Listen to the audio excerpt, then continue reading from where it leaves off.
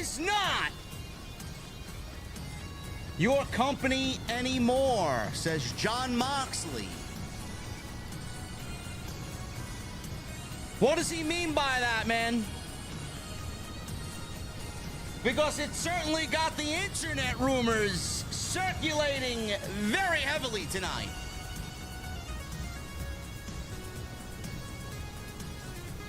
I've said it once, I'm gonna say it again. For everybody that's in the back and pretends that I hate AEW, I don't. But I'm gonna say it again tonight. They cannot be the same company in year 5 that they were in year 1, 2, 3, and 4. Warner Brothers is not bringing them back for another 4 or 5 years with the same slop that they've given us. I don't know where it's going, but I'll tell you where it needs to go. Also, Daniel Garcia, MJF, signed for All Out. Swerve and Page, Steel Cage, signed for All Out. And Jack Perry? Jack Perry getting a World Championship match in Chicago. It might not be as bad as you guys are probably thinking it is. I'll tell you what is bad, though. I don't have a drink in my hand. We're going to the venue. Old-fashioned. Make sure it's served up, Jesse, with 2 cherries. And when I get there on this Wednesday night, I want to know, what the fuck are you guys drinking? I'll see you over there.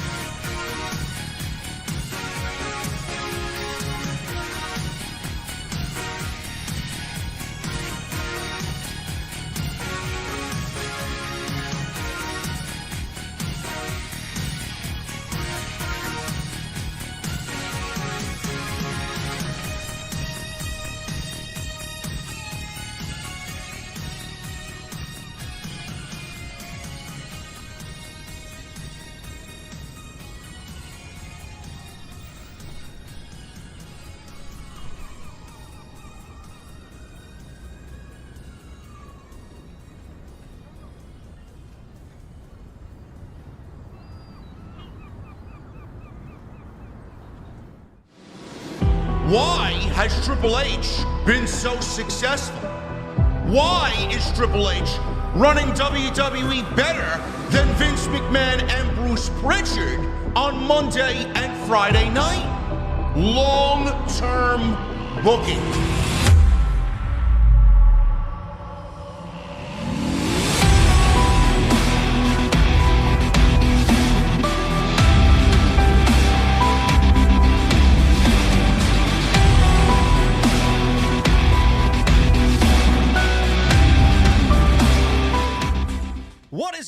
Thank you so very much for joining me right here on Off the Script. This is your AEW Dynamite post show for August 28th, 2024.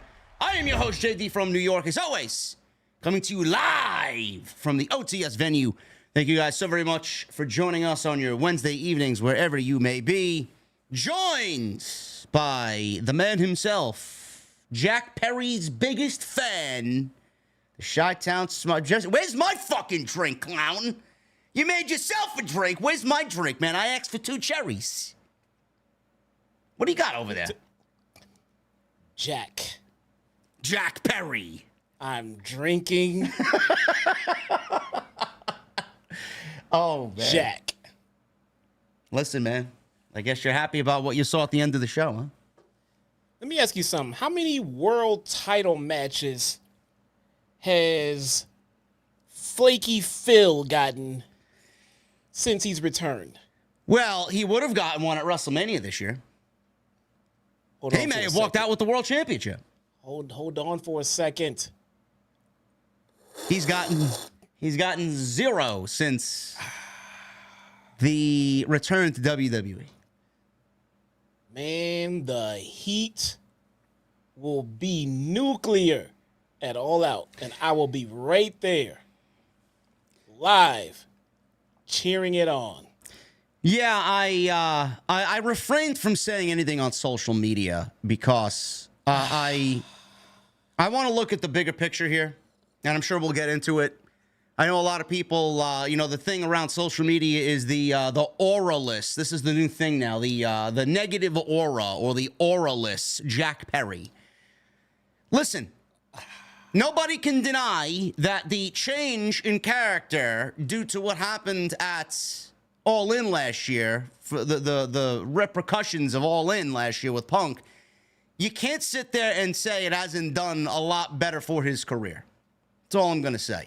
I prefer this Jack Perry over the fucking dinosaur boy, Jungle Jack Perry, Jungle Boy. Come on, let's be real. That was an eventual evolution of his gimmick. Jungle Boy was a necessity in the beginning stages of AEW. The boy and his dinosaur was a tremendous act. I loved Lucha. What the fuck with the Jurassic Express? Lucha Express, Jurassic Express. I can guarantee you that would have been his gimmick once he eventually turned heel. But I will say that the incidents in London seem to have expedited that turn. Yes, and we are going to get into a lot. There's a lot to talk about. The in-ring action tonight didn't really mean much of anything. Listen, I'm going to be brutally honest with you guys, just like I always am. I thought All In, Jesse thought All In was fucking tremendous, a tremendous piece of business. I mean, we say it every we've been saying it for 5 years. Tony Khan is Mr. Pay-Per-View. There's no doubt about it. Since the first ever fucking pay-per-view that this company's put on, it's just been banger after banger. They hardly ever have bad pay-per-views. All Out is a 2-week build, and it's going to be a tremendous pay-per-view because that's what they do. That's what they do. They know how to produce a pay-per-view event. Are they too long? That's a different story. I think they're too long, but still a tremendous piece of business. Tonight's Dynamite, coming out of probably one of the greatest AEW shows in 5 years. All In. I thought this year's All In was better than last year's All In. I thought the build for this year's All In was a lot better than last year's build for All In, and Jesse and I were in the building for last year's show. Tonight was a very, very up and down show. The pro wrestling on this show didn't matter a fucking single bit. It was just background to the eventual stories that they are pushing forward and the stories that they are telling. I don't give a flying fuck to see Tomohiro Ishii in the open of Dynamite wrestle through 2 commercial breaks. Something's got to be done there. You may be a fan of Tomohiro Ishii. I am not. All we needed was the Swerve promo and Adam Page face to face. That's all we needed. I didn't need to sit through fucking 20 minutes of Adam Page and Tomohiro Ishii. Give me a fucking break with this nonsense. The MJF segment with Danny Garcia. Good stuff. Danny Garcia cut a very heartfelt promo, angry promo. He's got the match with MJF at All Out like we predicted. Good stuff there. Bryan comes out at the end of the show. He teases retirement. He's going to go on to defend the championship like we all expected him to do because Bryan's not fucking retiring in Champaign, Illinois. I'll tell you that. And that was great stuff. Jack Perry got the match at All Out. It'll be TNT champion versus AEW world champion. Everything that happened in between didn't really matter to me whatsoever. Ricochet had a decent debut against Kyle Fletcher. I was kind of underwhelmed with the match. I don't know how you felt about that, Jesse. But a lot of this tonight didn't really feel like the follow-up that AEW needed for the show that they had it All In. And Jesse and I were talking about this before we actually went live tonight.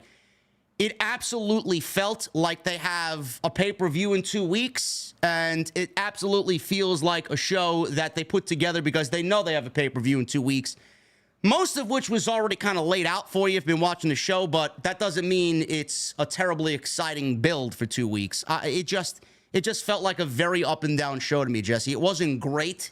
It wasn't bad, but I'm just kind of indifferent on tonight's show. What do you think?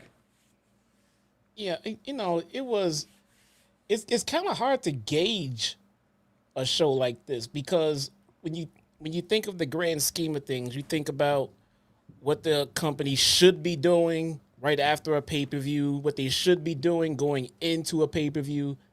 And it's not very common we get a show that is less than 2 weeks between pay-per-views. It's just not normally done. So and this is extended. I mean, this had to be shifted so that it was 10 days away, you know what I'm saying? Because it was closer. But it wasn't a knock out of the park show. But the thing is, a Fallout show is not normally a knock out of the park show. It's you're gonna wrap up some loose ends, you're gonna explain what happened at the pay-per-view, who's mad, who's happy, celebrate, all that stuff. But they gotta do all of that and still get ready for All Out in 10 days. So now we need more build. And they gave us the build. I mean, it you know what? I'm just thinking about it as I say it out loud. The show felt rushed. It felt rushed. It felt like they tried to wrap up what's going on with Swerve and then right away get Swerve in the Hangman. You know, it felt like they tried teasing Will Ospreay and Ricochet, and they switched it and then gave us Pac. It just felt off. I mean, so it was not a bad show though. That we can't say, that we won't say, but it just the dynamic just felt kind of fucking weird, you know? Yeah, something was off. It seems like a common thing with this show. Something's off somewhere. I mean, they should have been absolutely on fire coming into tonight's Dynamite, coming out of All In. It just wasn't. And I see what they're doing. And to be fair, I have said that the build for All In was very good. The top matches got the proper amount of build. They put a lot of effort into the top matches. And the build for All Out, even going through the build to All In, you could see AEW start piecing All Out together because last year it was vastly different. Vastly different. All In last year didn't get announced. And no matches were announced until like maybe 4 weeks before the show, 3 weeks before the show. All Out was just random matches thrown on a pay-per-view because they had to put a show on literally a week after All In last year. Was it a bad show? No. A lot of people said it was one of the best in-ring wrestling shows that AEW's put on all year. Again, that's what they do. That is their bread and butter. But this year, the story was there going into All In. The story for some of the major matches coming out of All In, going into All Out, were there. You see that watching the show. Ospreay Pac. You see MJF and Garcia. You see Swerve and Adam Page. I'm okay with that. I really am. I mean, that's 3. I don't know how many matches are going to be up and down that card on September 7th, but I thought they did a better job than they did last year, so I got to give them credit. But it still very much felt off tonight. It was just all over the place. There's a lot. Tony Khan has this thing where he puts a lot of filler on the show. You know, the stories that he's building to are good. They're not terribly exciting, but they're good. And then everything that's in between those segments is just filler. Like you can't put a random 8-man tag team match in the middle of this show through 2 commercial breaks and then expect me to care. You can't do that. Like, this man went on social media and said, because everybody was complaining, Tony, why would you do this? Why would you make this match? This match doesn't make any sense. Hook and Jericho should have ended it all in. You know, you can't sit there and say all these people uttering the same thing are wrong. Tony basically booked this match because he wanted to see this match. I don't know what his obsession is, but he wanted to see this match. And he said, trust me, there's a strategic reason why I did this match. The strategic reason why I did this match is because he's setting up the FTW fucking title with Hook, who just won it, back from Chris Jericho, an FTW title match against Roderick Strong. That was the reason for this match taking place. You said, trust me, bro. I can't trust you after that. Who the fuck wants to see that? Nobody gives a shit about that. The title should be retired. The title should be handed back to Taz and put back in his closet. Yet here we are. We're still making something out of a title that is not a recognized title in AEW. Why? Yeah. These are the things that people are not going to pick up on, and the gang on social media who say we hate the fucking company, they'll pick this apart and take me out of context. But that's the problem with this show. There's so much fucking filler. The stuff that matters is buried underneath the shit that he puts on this show for absolutely no fucking reason. That's my problem. That's why this show was very up and down to me. Yeah, I can see that for sure. Jon Moxley was the biggest talking point coming out of tonight. I guess we'll start there. Usually I tell you what you want to talk about, but Jon Moxley is the biggest thing that happened on tonight's show. He was not on the show during the build for All In. He wasn't at All In. I think he showed up at one of the Rev Pro shows or some independent show in the United Kingdom, but he wasn't at All In. But I was looking forward to that time that you were going to ask me. Oh, okay. What do you want to talk about? Go ahead, man. What do you want to talk about, man? What do you want to start us off with? Okay. Thank you. I wish it was something lighthearted, but it's not. So, our good buddy over at In the Clutch on YouTube, Ross is Clutch. ROSS is Clutch. CLUTCH. Ross just lost his grandmother recently, and his grandmother was a huge matriarch to his family. And it was a pretty devastating loss for Ross. So if you guys could do us a favor, he's probably not watching. I'm sure he's busy with his family right now. But if you get a minute, go on over and send some condolences to Ross for us. He's a big fan and a big friend of the channel, JD's and mine. And me and JD both know what he's going through. So send some loves and prayers over to Ross. That'd be fantastic, guys. Yes, indeed. We love Ross, and shout out to him and his family. Thoughts, loves, and prayers to him and what his family's going through right now. Absolutely. So I'll leave it with you, Jesse. What do you want to talk about? I know Jon Moxley was a big talking point. If you want to start there, great, because I kind of started us off there. But if you want to... Jon Moxley. Yeah, Jon Moxley, all right. Jon Moxley was not at All In. He was not on the build for All In. And he showed up tonight. First thing we saw was Jon Moxley. No Blackpool Combat Club affiliation. No Blackpool Combat Club jacket. No Blackpool Combat Club music. Came out to his Death Rider music. And he showed up tonight. He looked good. We missed Jon Moxley. Definitely a heart and soul of that company is Jon Moxley. Some circles, he may be the face of the company. Showed up tonight in a promo segment where he called out Darby Allin, and then he pointed at Tony Schiavone and left one hell of a cryptic message for everybody to mull over tonight.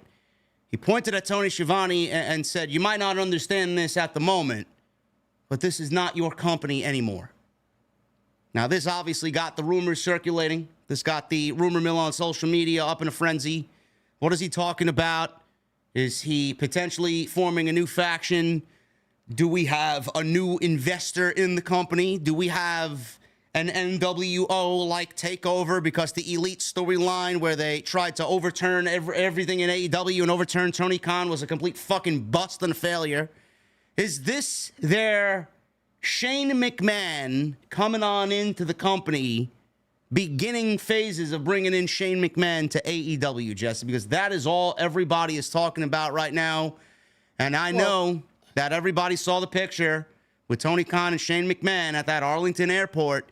Something's brewing. They wanted you to see it. Is Shane McMahon on his way to AEW? That's what everybody's talking about now. Well, that's you guys listening to the internet. You guys saw WrestleVotes. You and a few of the other big namers out there saw WrestleVotes tweet. You put them in the fucking title of the video. No one insinuated Shane McFucking-Man. All right? Mox said some big shit was going down. WrestleVotes jumped on Shane, and all of a sudden Shane is fucking trending. You guys bit and nothing happened, and you got disappointed. No one said Shane. Who got Not disappointed? saying- We didn't expect Shane McMahon to show up in Champaign, Illinois, bro. Come on. Yeah, I don't know what's going on with this Shane situation. Maybe he could show up in a week or two. I don't know. He could never show up. I don't know. We don't know what Mox has up his sleeve. All we know is that he's aligned himself with Marina Shafir. And I literally texted you earlier tonight. I was when I saw Roddy. It's when I saw Roddy in the ring. Something clicked. I was like, where is Marina? We haven't seen her in a while. I thought about it because the last time I did see her, she was improving on what she was doing, and she was doing a lot of gimmick work, a lot of character work. And I thought about her. I said, where is Marina Shafir? I wonder what's going on with her. Then she popped up later in the show. I'm like, okay. Maybe they got something up their sleeve. Maybe it involves Marina Shafir. Let's see where it goes, man. If anything that's associated with Jon Moxley, I want to see where it goes. I'm interested. Oh man. Oh man. What did you blab off, bro? I missed everything you said, man. I fell asleep. Bro, Marina Shafir showed up with Jon Moxley at the end of the show, and my interest levels took a fucking absolute nosedive into the fucking depths of fucking hell when she showed up on television. Nobody gives a fuck about Marina Shafir, man. I'm being honest with you. Nobody cares. I want to see where it goes. I do. Well, listen, man. Marina Shafir is... You guys are fucking closed-minded, man. Closed-minded with what? Closed-minded with what?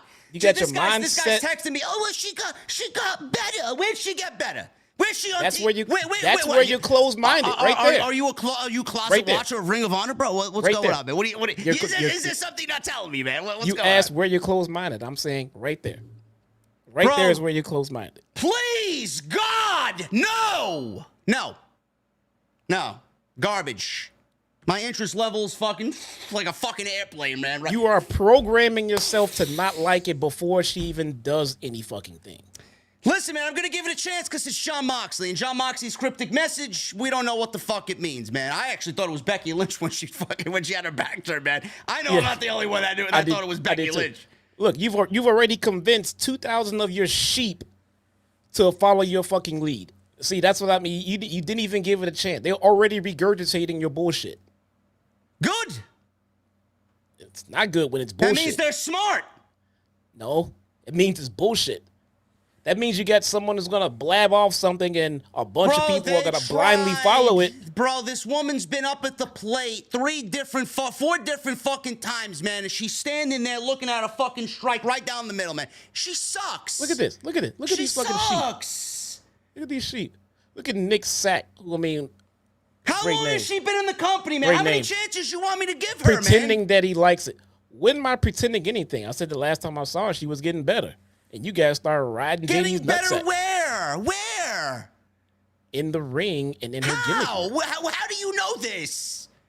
The last time I saw her. When Which did I was lose when? you? 2 years ago.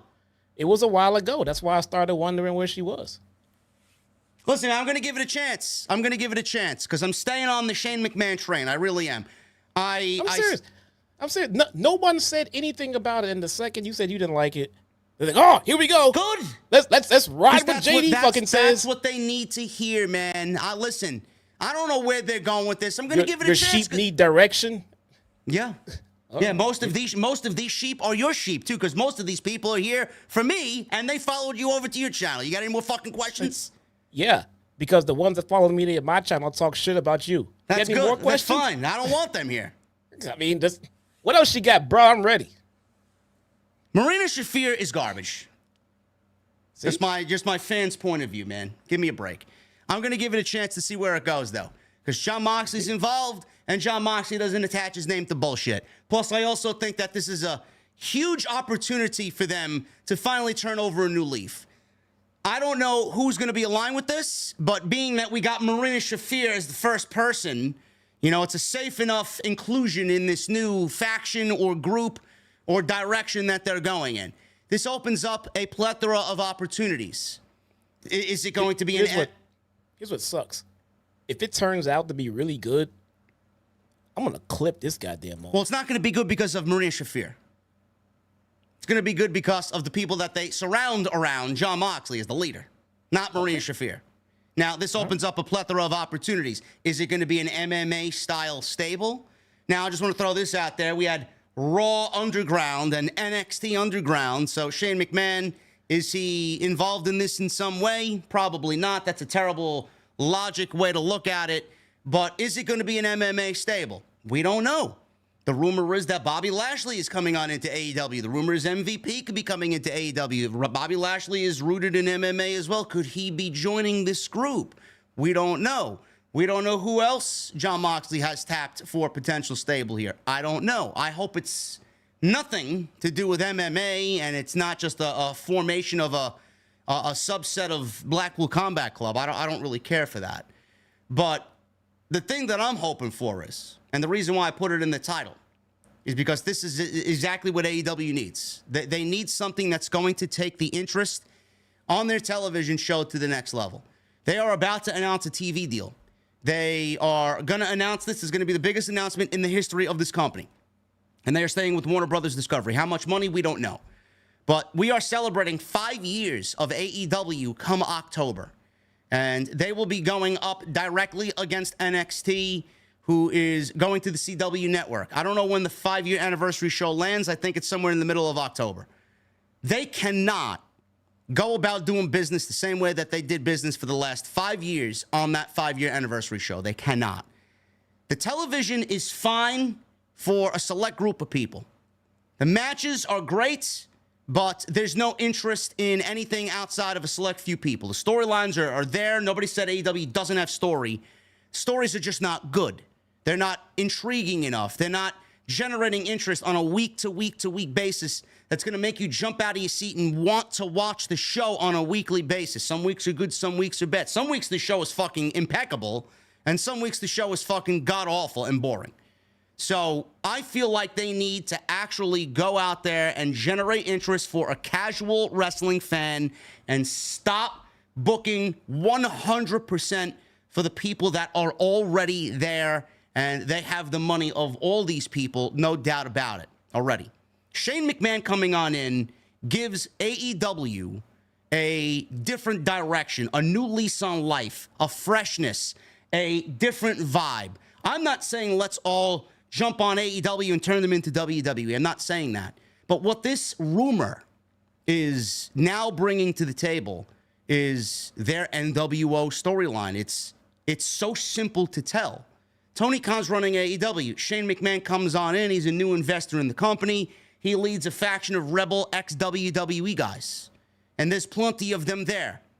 Jon Moxley being one of them. Miro being another one. Keith Lee being another one. Ricochet being another one. I mean, the list goes on and on and on.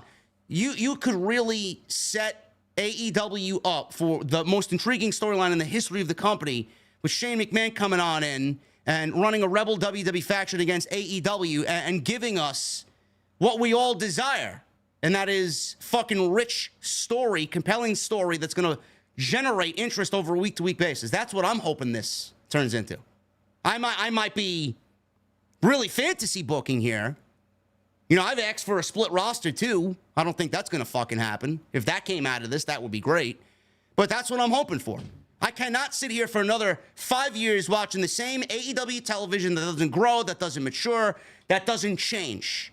They've been the same way for 5 fucking years. And if this is that, then good on them. If this is not that, you're going to lose me very quickly because it's just going to be the same old shit that we see, new names, Jon Moxley leading a faction, and what's their purpose? I don't know. That's what I hope it is. So, on Twitter earlier, you commented about them doing something with Daniel Garcia, and you just didn't see it. It's not interesting to you. We tell you that Maria Shafir is with Moxley. You don't want to see it. She sucks. What you want to see is stuff like Shane McMahon and Bobby Lashley. What's wrong with Shane McMahon? What's wrong with Bobby Lashley? You don't want to make new stars. You want to just bring in Shane McMahon and Bobby Lashley. Do they know how to make new stars, bro? That's your change? Do they know how to make new stars? I don't see a performance center there where they're churning out new stars. What is this like? What is this like the 6th time that we're trying with Daniel Garcia? you got to have a PC to make new stars, so you got to be just like WWE to make new stars. They had Wardlow in their grasp. Where's Wardlow? How many times did they fail with Wardlow? People. Okay. There's a lot of different people. There's They a don't know lot how of to make- things they that don't we know how to don't make new know stars. of why these people are not on TV. They don't know how to make new stars. But when they try, you don't want to see it. Who says? You want to see Shane McMahon and I want to see fucking change. That's what I want to see. That's changing into WWE. No, it ain't. What do you think? Bringing Shane McMahon's going to McMahon? show up and here we go. We're going to change pay-per-views to PLEs, and we're going to give you Vince McMahon segments that are fucking funny to Shane McMahon and fuck everybody else. No, we're not. Let me ask you something. If Shane McMahon ends up on AEW television, who is not going to think about WWE? That's their opportunity to take the story and make it about AEW versus WWE. That's not that's a goal? You think that's a good idea? That is a good idea. I don't think that's That is a very good idea. You want them What to be other different. ideas do they have? What storyline here is blowing you away with richness and fucking week-to-week captivating television? Engaging into us against WWE is a good idea for you. Yes. I don't think that's Tony a good idea. Khan could fucking swerve us all and side with the elite. Makes sense of that fucking storyline. Who's running the fucking show? It's not the elite. Has Tony Khan been in cahoots with them all along? They got to do something, man. The next 5 years are fucking crucial for them. They cannot do the same thing that they've done for the last 5 years in the next 5 years. That's my point. And that's not going to lead an online assault of AEW is just trying to be like WWE. I don't give a fuck what online says. Online don't know shit. They don't know anything. All right. We're online. We are online, but we're smarter than half the fucking people out there. I thought they were supposed to be different. Stand out. Not be like them, but be like yourselves. How can you be different when different is now running WWE, bro? How can you be different? You can't. You can't. What is AEW? What is AEW doing to differentiate themselves from Triple H? What? Not worry about what they're doing. All right, put on great matches. Okay, it's great. It's not going to be enough to generate interest on a week-to-week basis. Their ratings have tanked 30% year over year. No, we all agree that the creative needs to improve. I just don't think bringing in, renowned WWE talent is the key to change. I mean, that's just doing what WWE is doing. I'm not saying do exactly what WWE is doing, but you got to be more like WWE in certain aspects. You do. Throwing random matches out there like fucking conglomeration versus the learning tree is not going to get the job done. I'm sorry. No, that's not it. But no, but that's not. That doesn't mean the only other option is Shane McMahon. There's other ideas that they can come up with. What other ideas have you seen? What trust have you seen in Tony Khan where you're saying this and putting your trust in him and you think he's going to change the company for the better, man? He's not. You leave this in the hands of Tony Khan and Tony Khan only, man. We are not growing. We are not growing. That's not what I said, though. So what changed? What change are we seeing? I said things need to change.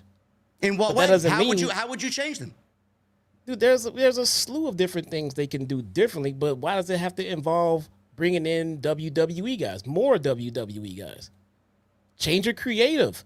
Have more long-term storytelling. Listen, I'd be the first to tell you not to bring in any more WWE guys. I'd be the first to tell you not to bring in anybody else, period. I think if you're putting your eggs into a Shane McMahon basket, I think you have a terrible fucking basket. If he comes in and he's a bonus, great. But if your plan is to have him headline this super stable that's going to be the main event of this, I think it's a bad idea. Bro, this guy's had all these years to fix the problems, and he doesn't listen. He hasn't listened to a fucking thing. He's gotten to where he's gotten. Tony Khan has gotten to where he's gotten right now because of his money and because he's got the best fucking roster of athletes in the history of pro wrestling under his payroll. That is why. You put these fucking people out there on any planet, on any show, it's going to be a banger show. Tony Khan is afforded the luxury of having an unlimited bank account and the talent to go along with it. The one thing that they're missing is fucking story. There's no story in this company worth a shit. The story is there. I love Swerve and Paige. Tony Storm and Mariah May has been fucking great. Everything MJF attaches himself to is fucking great. But Jesus Christ, man, how long can we continue to rely on the same people? What happens when these stories run out? What happens when MJF is not there anymore? What happens if Swerve and Paige, unfortunately, get injured? What's going to happen then? You're going to trust Tony Khan to write the fucking show and develop more stories? I can't sit here and tell you I do. You think Shane McMahon is the cure? I don't think Shane McMahon is the cure for anything, but what else are we left with? What are we left with? They have to come up with it. It's either that or hire a writing team like you said. They have to come up with the creative, bro. We don't know why Miro's not here. We don't know why Wardlow's right here. Maybe it's money, maybe it's contract, maybe it's other shit that we don't fucking know. But I could easily just say, okay, since knowing nothing else, yes, put Miro on. All right, yes, put Wardlow on. Yes, do that. Well, we can't because of this. No, well, we don't want to hear that because we want to see what we want to see. Jesse, how would you fix the show? They need better storytelling. Absolutely. How do you 100%. How do you fix the show, and how do you fix all the aspects of low attendance, record low attendance, record low ratings, record low ticket sales? I mean, I said this, I'm green in the face. I've said this so many fucking times, bro.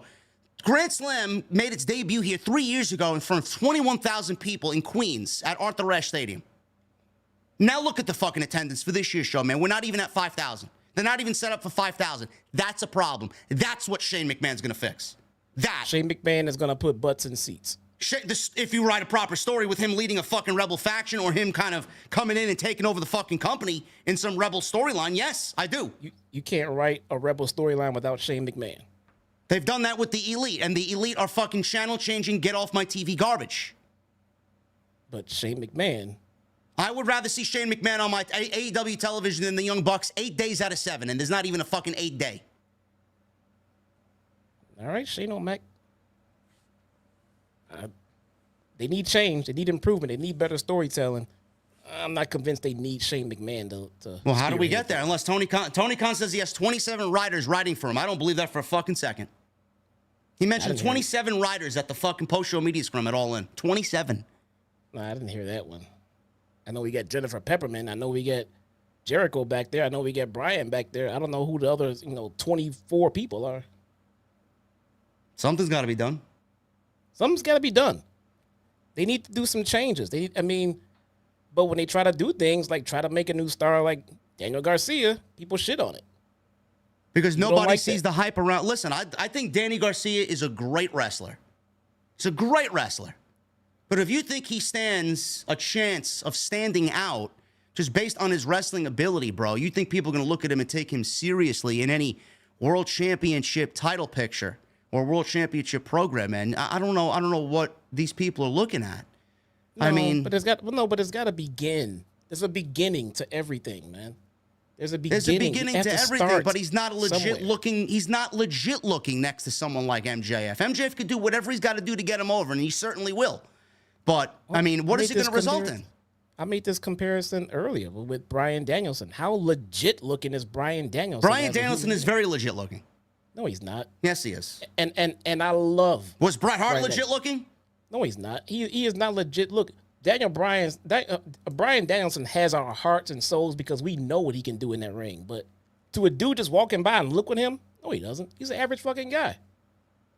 We know what he's capable of. You're comparing the body stature of Danny Garcia versus Bryan Danielson? They are two normal looking dudes. Bro, fucking Danny Garcia is listen. He's 6 feet. Brian's 5'10". Okay. They're just normal looking guys, both of them. But we both know they can go. And Brian's been at the top of the ladder already. He's seen the top. He's seen it all. So he's a star in the wrestling world. We know it. We know that guy's godly. But to an average dude walking by, bro, you would want you would want to get into a fight with Bryan Danielson, real life. They are two regular. No, I know what Bryan Danielson is fucking capable of. Fuck no. I know better. I don't see the hype in Danny Garcia. I don't. I could sit there all day and say he's a great fucking pro wrestler. I'm not taking that away from him. Is he a legit looking pro wrestler? Is he a legit looking threat to anybody from what we see on television? No, he's not. No, he's a no. I mean, he's as big of a threat as I am, as you are.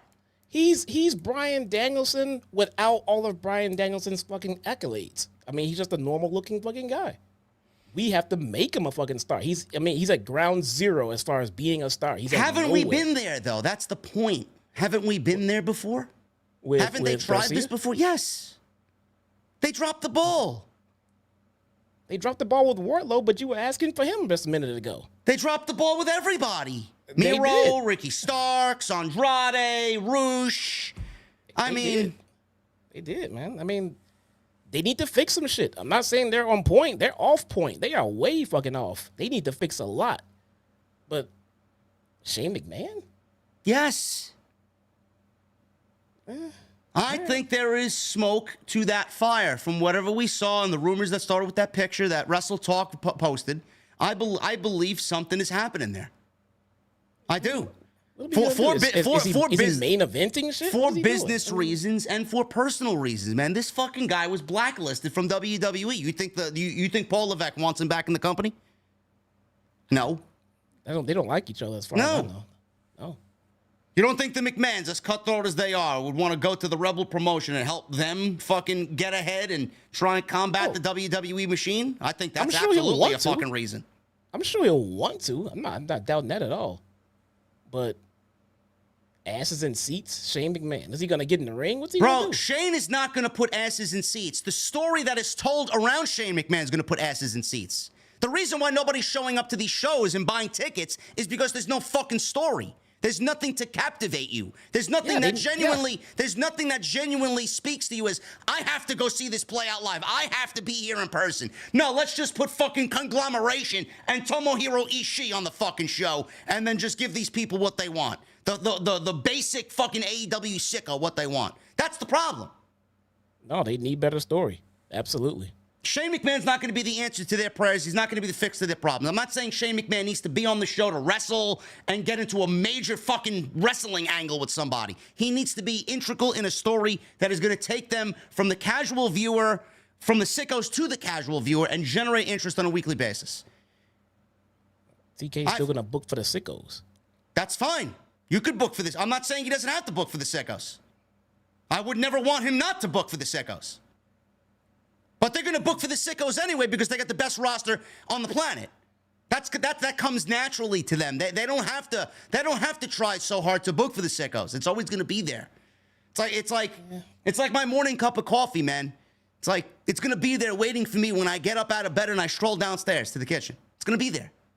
They need story. They need something that's going to generate interest to get people up off their asses from watching this shit and changing the channel at home to say, you know what? When they come to New York City, I want to go see them. I want to be at Grand Slam. I want to be sitting at Arthur Ashe Stadium. We went from 21,000 people to less than fucking 4,000 tickets sold for that show. That's a huge problem. Yeah. Something is not there. And story is not there. Yes. 100% all of that. I'm just Shane. Yeah. Because we got nobody else, dude. We got nobody else. Bro, they brought in the best talent that this industry has to offer, and look at where the ratings are. So why not give Shane McMahon a spot on television and have him be an integral part as an investor or a takeover of sorts? We've seen the fucking angle done 1,000 times. But how many times has wrestling repeated itself over the years? I don't give a shit about that. You know, I listen to so many different styles of bands in the same genre, man. Everything starts to sound the same. You start to hear music that sounds similar to the other band that they wrote, you know, a song for. It's everything just kind of recycles itself. Who's to say that they can't make it better and can't make it interesting going into 25? They need to do something. Yeah. Let's see how it goes, man. And I don't know if it's Shane or not, though. I mean, I don't know if it is Shane or not. I mean, I know the rumor is going around, but I don't know if it is Shane or not. And if it is, I hope it works out. Adam Cole's another guy. Adam Cole's another guy who could potentially join a Rebel WWE faction. You know? Where the fuck's he at? There's so many talented men there that they just seem lost. I'm just throwing out an idea that everybody's kind of latching on to. If it ends up being that, great. We got something cooking. If not, I don't know what AEW does to differentiate themselves from the pack here. Because I've said it once, and I'm going to say it again. You cannot continue to call yourself the alternative when the alternative is basically running WWE now? It was so easy. Vince stepping down was the worst thing that happened to Tony Khan. Vince stepping down and removing himself and then removing him from creative was an absolute fucking blow to Tony Khan. It was easy to book against Vince McMahon.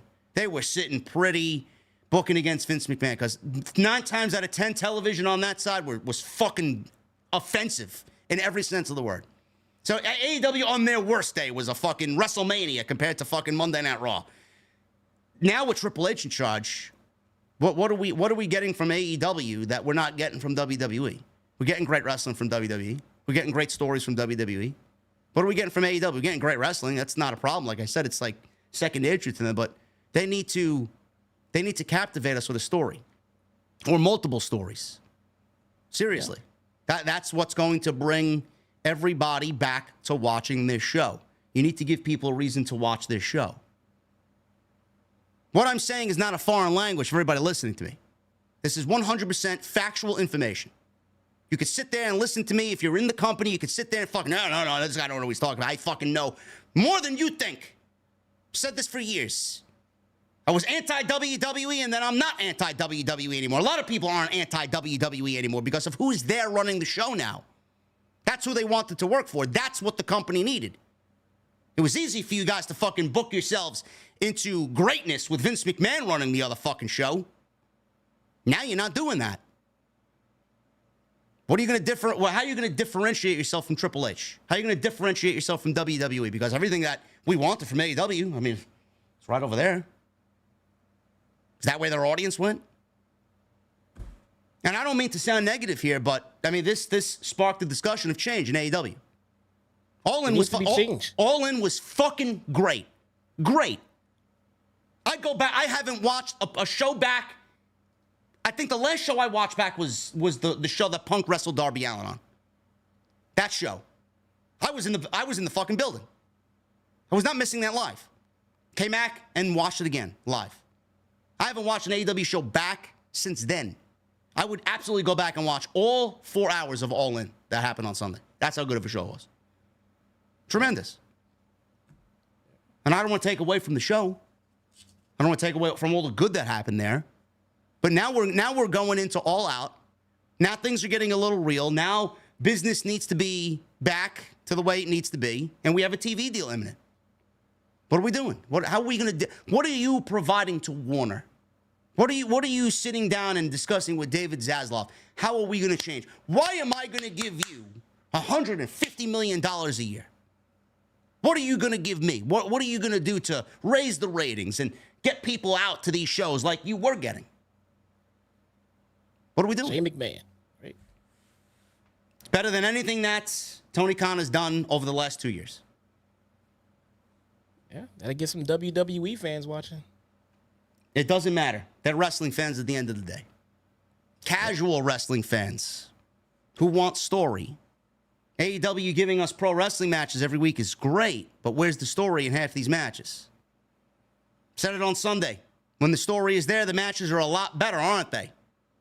Been preaching that to the choir for fucking 5 years now. Story is everything. If you don't got story, you don't got shit. Why was Mariah and Toni Storm so great? Story. Why was MJF and Will Ospreay so great, on top of them being two of the best pro wrestlers on the face of the earth? Story. And MJF healing it up as the American hero in foreign land. Why was Swerve and Bryan so great? I wasn't really too over the moon about the build that was there. I love Bryan. I think Swerve is tremendous, but what they did as far as taking that story to the next level and the emotion there, I mean, look what happened. The story was everything at the end of that match. That's what made the match as emotional as it was. Story. So they have story. Yes, they have story, but most of the time the story isn't good. One show out of 7 or 8, it's not really a good percentage, bro. The last time we had story was Sting's retirement. Double or Nothing didn't have any rich. I don't even remember what happened at Double or Nothing. Do you remember what happened at Forbidden Door? I don't. It's, outside of Swerve and Will Ospreay. Give a fuck. Forbidden Door notoriously doesn't have story. We actually talked about that. You actually said it was the one show where you didn't mind it. Well, Swerve and Ospreay tried to develop a story.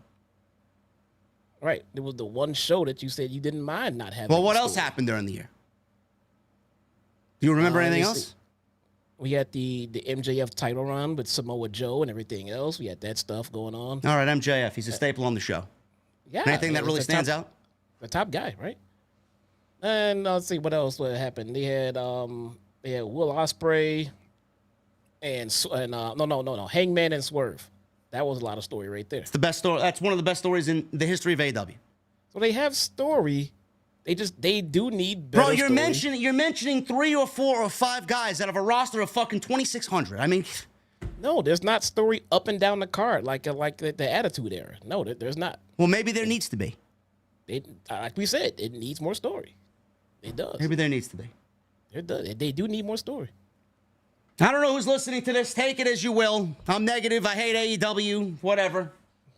I don't want the company to be better. I just fucking use the platform to fucking shit on AEW to generate clicks and views and revenue and all this other bullshit. Give me a fucking break. I want the best for the company. I'm concerned about the fucking future of the company. I want to see the company do well. I want to see more from the company. You don't think that this company ingrained itself in the fucking eyes of the fans and what the fans want? They moved away from that very, very early on. As soon as Punk got fucking there and everything was great, as soon as he left, forget about it. It's like Tony Khan fucking just taking reins and fuck everybody. Company went downhill. Something needs to be done. Now, we're going to talk about the show that was tonight. We're not going to sit here and go over move for move because, again, most of the matches on tonight's show didn't really mean anything to me at all. So we started out with Adam Page and Tomohiro Ishii. This was after Jon Moxley's cryptic promo, which he said the company is not yours anymore. We don't know where it's going to go. We're going to see this play out. Hopefully they have a plan in motion that is very interesting and is going to captivate an audience. So we started with Tomohiro Ishii and Adam Page, and it was a hard-fought match. They went through 2 commercial breaks. It went 18 minutes. And at the end, it was Adam Page beating Tomohiro Ishii with a buckshot lariat. 1, 2, 3. He gets the pinfall. Don't care about Tomohiro Ishii being on television, especially in the opening match. I don't want to see Tomohiro Ishii go through 2 commercial breaks to open a Dynamite. Not what I came here for, man. Especially after All In, that's the first thing we see. There's nothing else on All In that happened that you want to put on that opening segment. Come on. Bro, he dropped Hangman on his fucking He head. did. It was he delivered a dead eye, did Ishii, with Adam Page. On his neck, rather. Yes, he landed very wickedly on his shoulder, his neck area. Referee, I forgot. I don't know who the referee was in this match, but you could clearly see him go over and put his hand out for Hangman to squeeze it to make sure he was okay, to give him the indication that he was okay. He did, thankfully, but it was a nasty-looking spot. So at the end of the match, before Page could celebrate, Swerve's music hit. He comes down the aisle. Nana danced, but it was an angry dance. He angry Swerve, Jesse. Did Nana. Fucking great. Strickland. He had a mug on his fucking. He did. I gotta buy Nana's coffee. I'm hearing good things about it. I gotta buy Nana's coffee. I just got a new Keurig machine in the office. It's over there. I make myself iced coffee and a hot coffee every morning. It makes iced coffee, bro. It brews the iced coffee legitimately cold from the machine. So I gotta get. He's got pods. I gotta get the pods. I don't know where to get them. I'm not a coffee drinker, man. So Swerve is out there. He's got a microphone in his hand. And Strickland talked about how he could have gotten mad at Page for getting involved in his AEW title match, but he can only feel sorry for Page. Strickland said that he saw that Page was a petulant child for the way that he acted, and that even though he wasn't the world champion, he will always be regarded as one. He will be regarded as world champion. And a lot of people, I guess I'll ask you this, Jesse, because this was this caused some discourse on social media, and you and I have been very vocal about Swerve's title run. It did get off on a wrong foot. It did not start very enthusiastically. I don't know what they were planning for him coming out of that win at Dynasty when he beat Samoa Joe, but it did not get started good. it finally felt like he was coming into his own, especially after the match with Ospreay at Forbidden Door, which was one of the best matches of the year. It just kind of turns the corner to being, okay, this is where we're going. He wrestled Christian. He goes to Ospreay. He's got Bryan. It just started to gel very nicely, and then they took the belt off him, man. What did you make of all the people, if you saw? What did you make of all the people that were up in arms that Swerve dropped the title to Bryan in a fit of rage? How could they? Why would Tony Khan do this? He just started to get momentum going, and then they gave it to Bryan. You and I talked about this vigorously. He's going to eventually win it back. This is not the only time he's going to be a world champion. He's going to be a multi-time world champion with a new multi-year contract. I don't think they have anything to worry about with Swerve. I honestly saw none of that heat. I saw none of that. Yeah, a lot of people were upset. Oh, that's a shocker to me. I thought Swerve's run was respectable. It was fine. He's not going to hold it forever. And, and who knows how Swerve felt about this? I mean, clearly they're not dropping Swerve after this. He's already got a high-profile match coming up right away in 10 days. So, I don't think it was a big deal. I didn't see any heat over it myself. But we forgot Billy's Billy Bomb, though. Yes, I just saw that now in all of this ranting here. Thank you, Billy.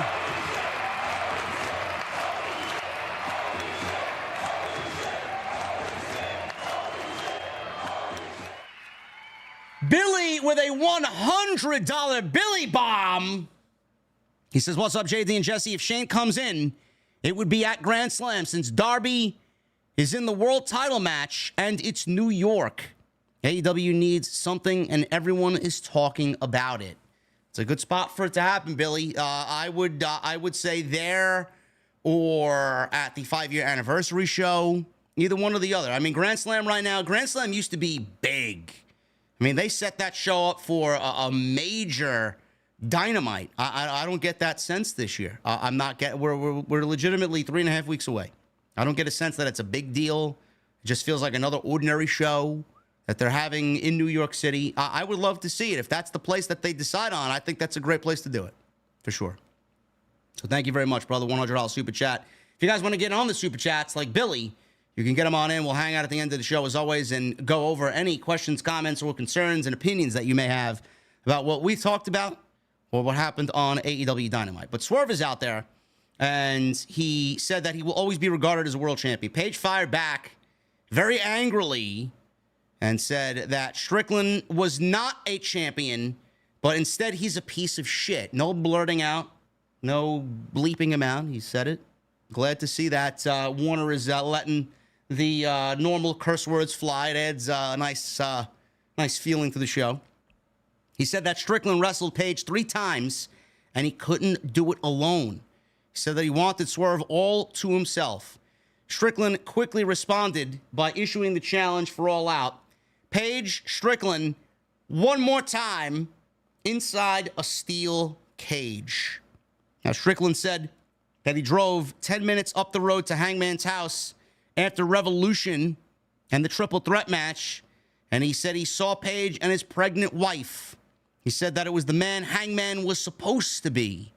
Strickland said that he is more focused with his energies on becoming the AEW champion, while Hangman is more focused about Swerve, and he's going to do that one more time and become the AEW champion once again. Paige, meanwhile, became very obsessed with Strickland, which has caused his career to go up in flames.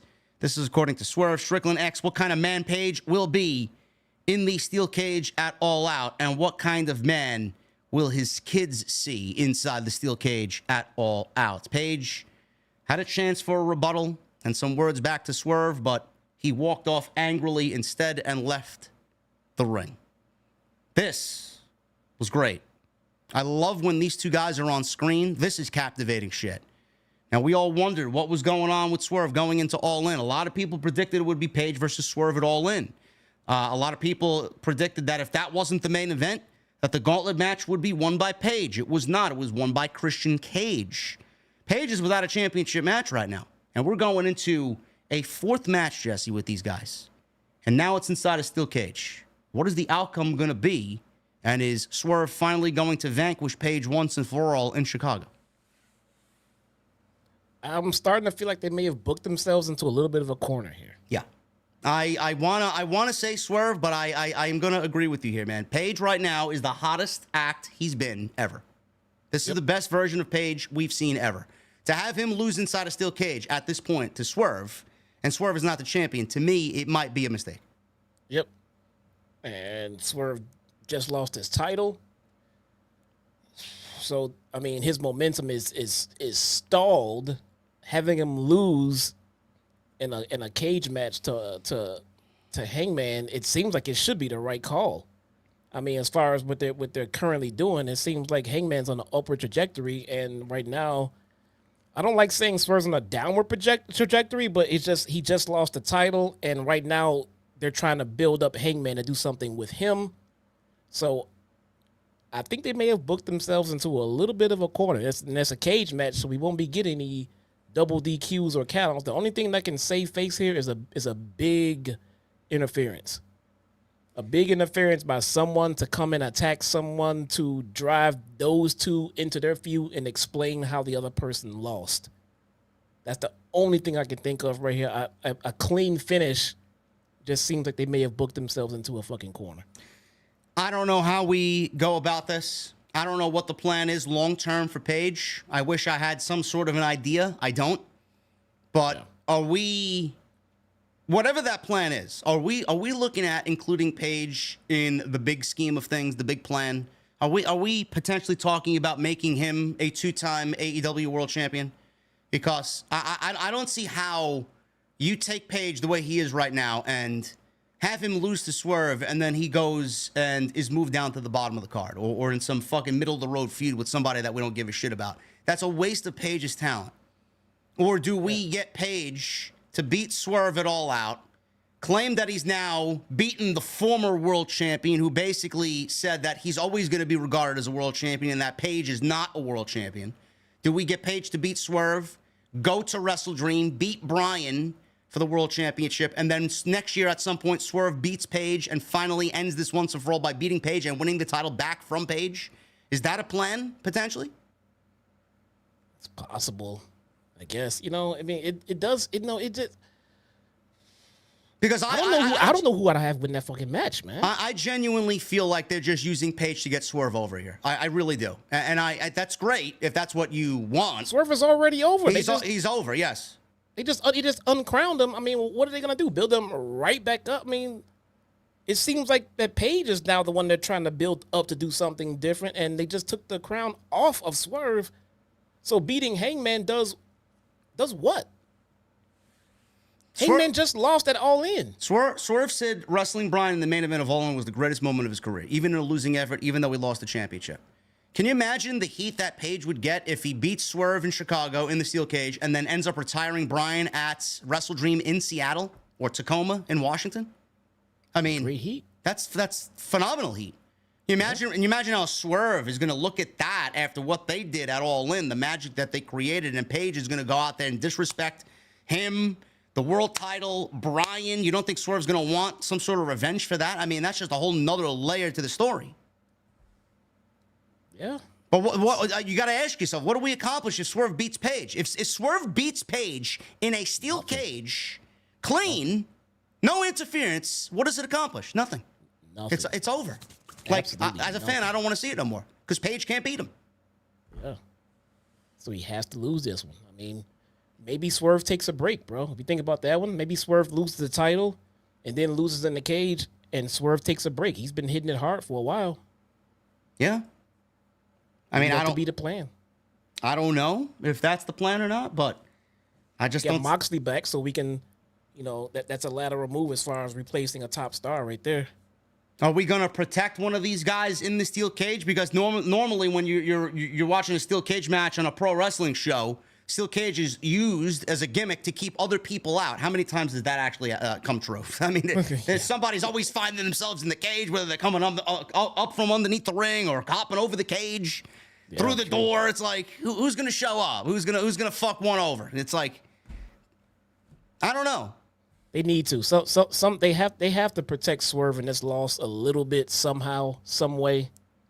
It just has to fucking be, man, because you just took the title off of him, which is fine. Like I said, he had a respectable run, But that doesn't mean you want to keep piling on the guy unless he's going to be taking a little break. Take a few weeks off. I don't mean like an extended break. Take a few weeks off to stay out of this build towards the next pay-per-view and then come back on the next cycle. I can understand that, but I really can't see a situation where Swerve winning is the best idea right now. I would have to agree. And that's not a slight on Swerve at all, but him losing the championship obviously has opened up the ascent of Adam Page and, you know, building him up in this story for Swerve to eventually conquer once and for all is probably the way that they should be going. So we'll see what happens. I also did love the fact that Swerve mentioned that the triple threat match with Samoa Joe himself and Adam Page, that Page was in the Coquina Clutch and ended up tapping out just so that Swerve did not win the championship. So I love the fact that he brought that up because that was out. Obviously, a lot of people pinpointed that. We pinpointed that.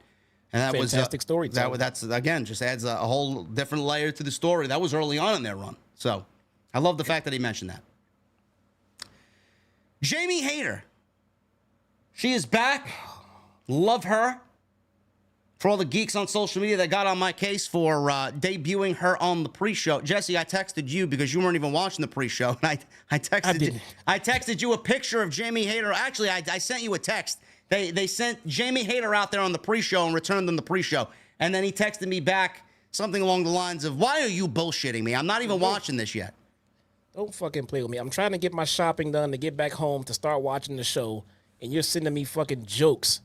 They did not return Jamie Hayter in the goddamn pre-show. You know, I got into like a 50-tweet discussion with somebody who's trying to tell me that bringing Jamie Hayter back in the pre-show was actually a good idea. Yes, I know. They just don't know what criticism is. All I heard was that same thing. Oh, but more people watched the pre-show than the actual show, man. What is wrong with people? There was more eyes on the pre-show. No, there wasn't. No, there's not more eyes on the pre-show than one. No, okay. Then I asked, well, how come no one does it anywhere, ever? I said, name one person that's made a return on the pre-show. Well, nobody does it. That's right. And they don't do it for a reason. Unless you're Road Dogg. Road Dogg always, D-O-W, oh, you didn't know? He always used to say, well, the pre-show's basically the pay-per-view anyway. I'm like, motherfucker, no, it ain't. Fuck out of here, man. Who do you think you are, man? Come on. The pre-show is the show? No, it ain't. He's like, oh, well, Jamie Hayter returned. Maybe I'll buy the pay-per-view now. You fucking, if she returned in the fucking pre-show, then she's not coming back on the goddamn pay-per-view then. And she didn't. My logic was, all right, they do that. Fuck out of here, man. Fucking mosquitoes. I don't need some Bill Gates fucking mosquitoes fucking poisoning me, man. Jesus Christ. Jamie Hayter showing up on the pre-show, man. I feel like, Jason and I talked about this last night. It should have been slotted in the middle of the show somewhere. And I feel like it could have really gone off better if they used that after Will Ospreay and MJF. We discussed that last night. I just don't see how that benefits anybody, man. Who was talking about Jamie Hayter's return after the fucking show was over? Nobody. Everybody's like, I'm talking about it. Yeah, because you got fucking Jamie Hayter posters plastered all over your fucking wall, man. A shrine of Jamie Hayter. Yeah, it's great. Nobody. She came back to a nothing feud, and this match tonight pretty much solidified that. Yeah. She made a return at All In. Glad she's back. She's feuding with Saraya. This may be or may not be a match at All Out. We don't know. She dispatched of Harley Cameron in 3 minutes. I mean, not Harley's best performance. I'll say that much. But Jamie looked very good. She's got a new look about her. She's trimmed down. She's got new hair, different color hair. She looks energized. She looks great. Best shape that she's been in since we've seen her on AEW television. She wins with a Haterade clothesline, and that was basically it. After the match was over, Saraya checked on Cameron in the ring. Hayter approached her. Saraya shoved Cameron into Hayter and then rolled out of the ring and retreated through the crowd. That was it. Yeah, Jamie lost a lot of weight.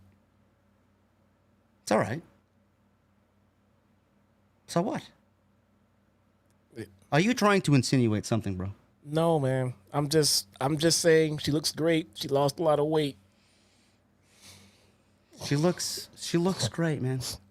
A little too much like Becky Lynch, I'll say that much. Oh my God, bro. They were fightful fucking geeks. Oh, I don't really get the comparisons to Becky Lynch. Well, I mean, clearly you're not watching WWE if you don't see the fucking comparisons, man. I mean, holy shit. Same colorful outfit, fucking same color hair. I mean, I thought it was fucking Becky Lynch when she came at it all in. What the fuck? Me too. That's why Becky Lynch was trending. You think we're the only ones that had that opinion, man? It's fine. If that's the look she wants to go for, fine. I don't give a fuck. But don't sit there and say, well, she doesn't look like Becky Lynch. Yeah. Come on now. Well, only thing is missing is that fucking steampunk music that she's got. Come on. Renee. She interviewed Rody, Chris Jericho, Big Bill, and Brian Keith. She asked Bill about the reception he received at Wembley. Bill said something about fans changing their opinions like the leaves of the learning tree change colors. He said things were about to become colorful. Jericho was frozen with an odd smile at this whole time. While Big Bill he was like, just cheesy fucking smile, man. And Jericho then says, "Hi, guys." He's getting that shit over, man. He touted, there was a nice little reaction when he said, "Hi, guys." Yeah, he's going to get that. I knew it. I said he's going to get that bullshit over, man. He touted being the longest running FTW for the world champion in history. Hook won it because he took the advice of the learning tree. He told Hook he was really proud of him.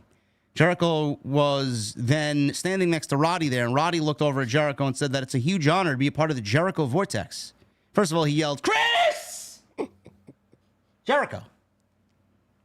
He wants to be a part of the Jericho Vortex, man. I don't know who wants to be a part of the Jericho. Roddy's in his own vortex, man. We don't need to add the Roddy Vortex and the Jericho Vortex together, man. I don't know where the fuck that thing is going, but we don't want to be a part of that. I just want O'Reilly to get back with who? Right. Who is this Kyle Can we O'Reilly? call Bobby Fish back, please, and do something here, man? I don't know, bro. Fuck. Bro, do you want the cure for insomnia? There you go. Put on a Kyle O'Reilly match, man. My God. God. He's just an animated cartoon character now. This didn't work in NXT. Nobody asked for it in NXT when all his friends left him and they wanted to make Roddy a leader of a fucking faction that went nowhere. And now we're seeing the same Kyle in AEW. Come on, bro. Really? Oh my God. Man. Give me a break. So Roddy says, even if it's for one night, it's a huge honor to be a part of the Jericho Vortex. He said, Cassidy is bad news, and he knows that. I got to get him away from my guy, Kyle O'Reilly. What can we do here? He said, Jericho, Cassidy still owes me $7,000 for ruining his jacket 3 years ago. That's the same jacket that he drenched in orange juice. Remember that? Long-term booking. There you go. He says, they're going to take it out on the conglomeration and make them pay the price. And then Brian Keith says, pay the damn price. Who's basically, what do you call him? What is his role? Does that type of role? The hype man, I guess? I don't know. Hype man. Oh, we got highlights of MJF and Will Ospreay. At All In. Great match. Tremendous match. And then we get MJF walking out. And he's dejected. He's frustrated. He's got kinesio tape on his neck. Thanks to the Tiger Driver 91. Gets into the ring. He says he's in tremendous pain with a splitting headache. He vowed to hop the guardrail and beat the shit out of every fan if they don't quiet down. He said at Wembley, he lost his Dynamite diamond ring. He lost his title. Plus, he has 2 herniated discs in his spine. I don't know if that's true or not. I hope not. You think so? I hope not. I don't know. I mean, if he's wrestling in 2 weeks, it might just be part of the story, but that Tiger Driver was fucking brutal. Yeah. Remember, they did bring him back early, man. They did? He said none of the fans had his back. Well, you got us too, bro. We never turned on you. We don't plan on turning on you. He denounced his American citizenship and called America a garbage country. He's now a turncoat on America, man. Well, that was quick, man. I mean, he called everybody terrorists, right? Redcoat. Now he hates America, bro. I love it. So he said the only exception is Plainview, Long Island.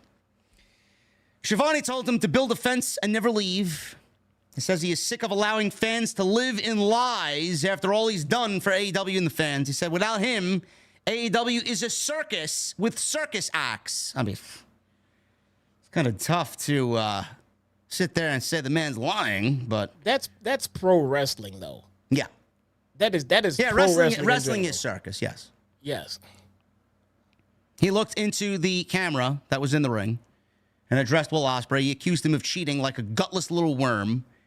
He said he knows how talented Ospreay is, but just as he's about to etch his name in the history books, because I know you're going to come close to winning that world championship at some point, I'm going to cut you out at the knees with a smile on my face. And then he said the worst of them all, that little child, Daniel Garcia. He threatened him if he ever shows his face again, and he called him a bum. Garcia then charged into the ring and attacked MJF from behind. He punched away at MJF and then applied a guillotine choke. MJF went limp. Garcia dropped him. He followed by setting up for a pile driver and then put him down. He instead set up for a avalanche pile driver off the top rope, which, thank God, it did not go on as planned. Security ran in. Garcia punched each one of them. And suddenly, MJF rises from the dead. He attacks Garcia. Garcia fought back, kicked away at MJF in the corner. Garcia again tried to pile drive MJF, but this time, Christopher Daniels and a bunch of security geeks ran in to stop him. MJF tried to get back into the ring, but security held him back. Garcia told MJF that he pawned. I like this. This is actually very sly of AEW to include this into the story here. MJF's Dynamite Diamond ring went missing before All In. Couldn't find it. He didn't know where it went. Garcia says he took the Dynamite Diamond ring. He stole it, pawned it, and booked a flight with the money to London to ruin the biggest match of your life, he says. MJF yelled back that he has no remorse for him. Garcia said his obsession and fetish is to ruin MJF's life. He says he talked to Tony Khan and got a match between them booked for All Out. He says it won't be happy until he breaks his neck. He threw the mic at him, and 9 times out of 10, if you're standing where Danny Garcia was standing tonight and MJF is standing where he's standing, you're not hitting him flush in the face with a microphone. Danny Garcia threw an absolute fucking picture-perfect pass of the microphone. Peyton Manning over here, man. Fucking Peyton Manning blasted him with the microphone. Literally, MJF was all the way up the aisleway. Danny Garcia's in the ring being held back by security and throws the microphone and hits MJF flush in the face. Great stuff here. I thought this was good stuff. Very good stuff. I'm excited to see the match because it's a continuation of a story that we've seen built over the last 6 or 7 weeks, so I can't shit on that. But I do have, my opinions, and people's opinions, Jesse's opinions may be different. I think Danny Garcia is a great wrestler. Don't get me wrong. I would love if AEW built up new stars and stuck with them. But I just don't see the hype around Danny Garcia. And we don't really know what his contract status is because according to Fightful, he is still with the company, and he's got a contract in front of him, but he doesn't know where he's going to go yet. He doesn't know if he's staying with AEW. He doesn't know if he wants to go to NXT. So there's indecision there, but I just don't get the hype around Danny Garcia. I don't get the longevity and trust in Tony Khan to take Danny Garcia and maintain building him over months and months and months. I think this is just for the time being, and I think that's it. I don't know where he goes after this. Well, we can literally say that about any and everything that Tony Khan wants to do as far as doing anything. Like, well, do you really trust him in that? Well, no. Okay, do you really trust him in this? Well, no. Well, we got to start somewhere. Danny Garcia, we're not going to talk about his in-ring work because there's no fucking need to. But I think he has pretty good comedic timing when he was doing his comedy stuff. Now that he's on some serious shit, he sounds fucking serious. He sounds legit. He sounds fucking pissed off. His promo was great. And he's working with a star. So I want to see where it goes. I don't want to just see how the match is going to go.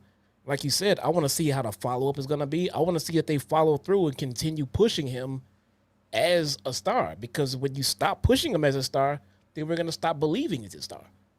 So it's going to have to work past this MJF thing. This can't be a one-off feud, and then you go back and put him with the fucking Jericho vortex again. Then, yeah, we stop caring about him.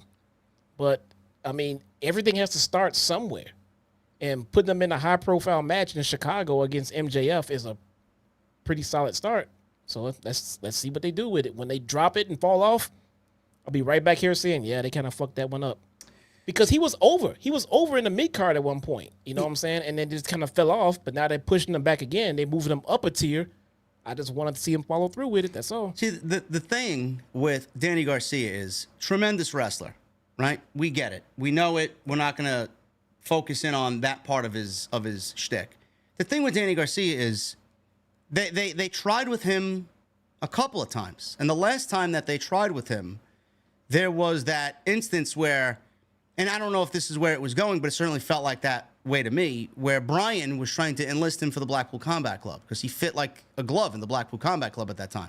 He wanted to remain loyal to Chris Jericho, but he also wanted to be a pro wrestler because that's genuinely who he is as a heart. And the Jericho Appreciation Society wanted him to be a sports entertainer because it was a take on, this is Jericho anyway, this is how I made it big. I'm a sports entertainer and a pro wrestler at the same time, pro wrestler second. And that's what he wanted Danny Garcia to be. But Danny Garcia wanted to be with the pro wrestlers in the Blackpool Combat Club. They dropped the ball with that. After that with Danny Garcia, I was done. Like, how do you fuck that up? Look at the reactions that he was getting. Look at the reception from the fan base, from the AEW fans that he was getting. The turn from Jericho to Bryan, if they executed it, would have been tremendous in the right setting. They didn't do it. They didn't follow through with it. He stayed with the Appreciation Society. He developed his dancing shtick. Now he's, they absolved the fucking group. They all went their separate ways. And we have Danny Garcia now just dancing, and he's just by himself. Then they pair him up with Mark Briscoe, and they pair him up with FTR, and they were battling the House of Black for a little bit earlier in the year. It's like, all right. I mean, that's fine, but there's no real fucking long-term story there. It's just for the time being. And now we're in this situation here. MJF is great. He's going to help get Danny Garcia over the best that he has to and the best that he can. But is it going to last? Is this going to be it for Garcia? Because I felt like that Bryan Jericho situation was it. I don't know. I'm just kind of over it. Honestly, that's the way I feel about it. We gotta unfortunately say that about so many people in the company, that they were over and they were doing great and then it just stopped. I mean that literally can be chalked up to at least 10 different fucking people, man. I mean, they'll be on the cusp and they'll fall off. We think they're there and they're not booked at all. I mean, we don't know what's going on with that shit. And now here we are again. I mean, this could be another rise of Danny Garcia, and it could be dropped all over again. That's not Garcia's fault. That's not Wardlow's fault. That's not Miro's fault. That's Creative's fault. That's Tony Khan's fault. It's not these guys' fault. They're doing the best of what they have to work with, and they're getting over to an extent. But the follow through with Creative is where it's important. Again, with Danny Garcia, a lot of people in the internet wrestling community are very high on him because of where he came from. He went through the system, and now he's on AEW. I don't get the hype. Some people might not understand why I don't get the hype. Some people love him. I think he's okay. What is his character? Like, what is he? Who is he? Because all I know is that he's a dancer. He's got a little dance move that the fans pop for, and that's it. Outside that, what is he? Who is he? Is there any character development there? Is there going to be any character development there? I'm not saying everybody on AEW television needs some sort of character or some fucking bullshit character that they got to attach themselves to, but in this case, what is he? Like, yeah. I look at Danny Garcia. How many other people are like Danny Garcia on this AEW roster? What makes him stand out besides a silly little fucking dance that's not going to get him in the main event of any show? What makes him stand out amongst everybody else on this roster? That's what I need. So I don't know if he's going to be able to find that here. I really don't. This is why I said maybe a jump to NXT is best for him. Because Jason and I talked about this on Tuesday. If Tony Khan is going to offer this guy a contract, if I'm Danny Garcia, I'm looking at Tony Khan and saying, all right, I want to stay here, but what's the long-term plan you got for me? I want something mapped out 6 to 12 months. What do you got for me? Is there going to be a home for me here? I don't want to just sign and just kind of do this MJF thing and then waste away. What are we doing with him? Who is he? Am I wrong in asking that? No, I mean, I see what you mean by it. I really do. But what's Bryan Danielson's gimmick? Bro, Bryan Danielson's got 20 years of equity built up. No, that's not what I asked you. I mean, a lot of wrestlers don't really have anything as a standout gimmick. But the thing is, Garcia needs something. I mean, so that's why I say I see what you mean. He needs something to present himself as a star, to make himself stand out. You know what? You know what Bryan had that Danny Garcia doesn't? The Yes movement. And the story that went into WrestleMania 30, which took Bryan throughout the rest of his career, because that's what they know him as. The underdog, blue-collar, common man, relatable character on television. Everybody relates to Bryan. I work like Bryan, 9 to 5, and I got fucking shit on by my boss today. That's what Bryan was going through with Vince McMahon and Triple H and, the corporation. He overcame that, and look at him. Yeah, that was a decade ago. Right now, he's just a wrestler.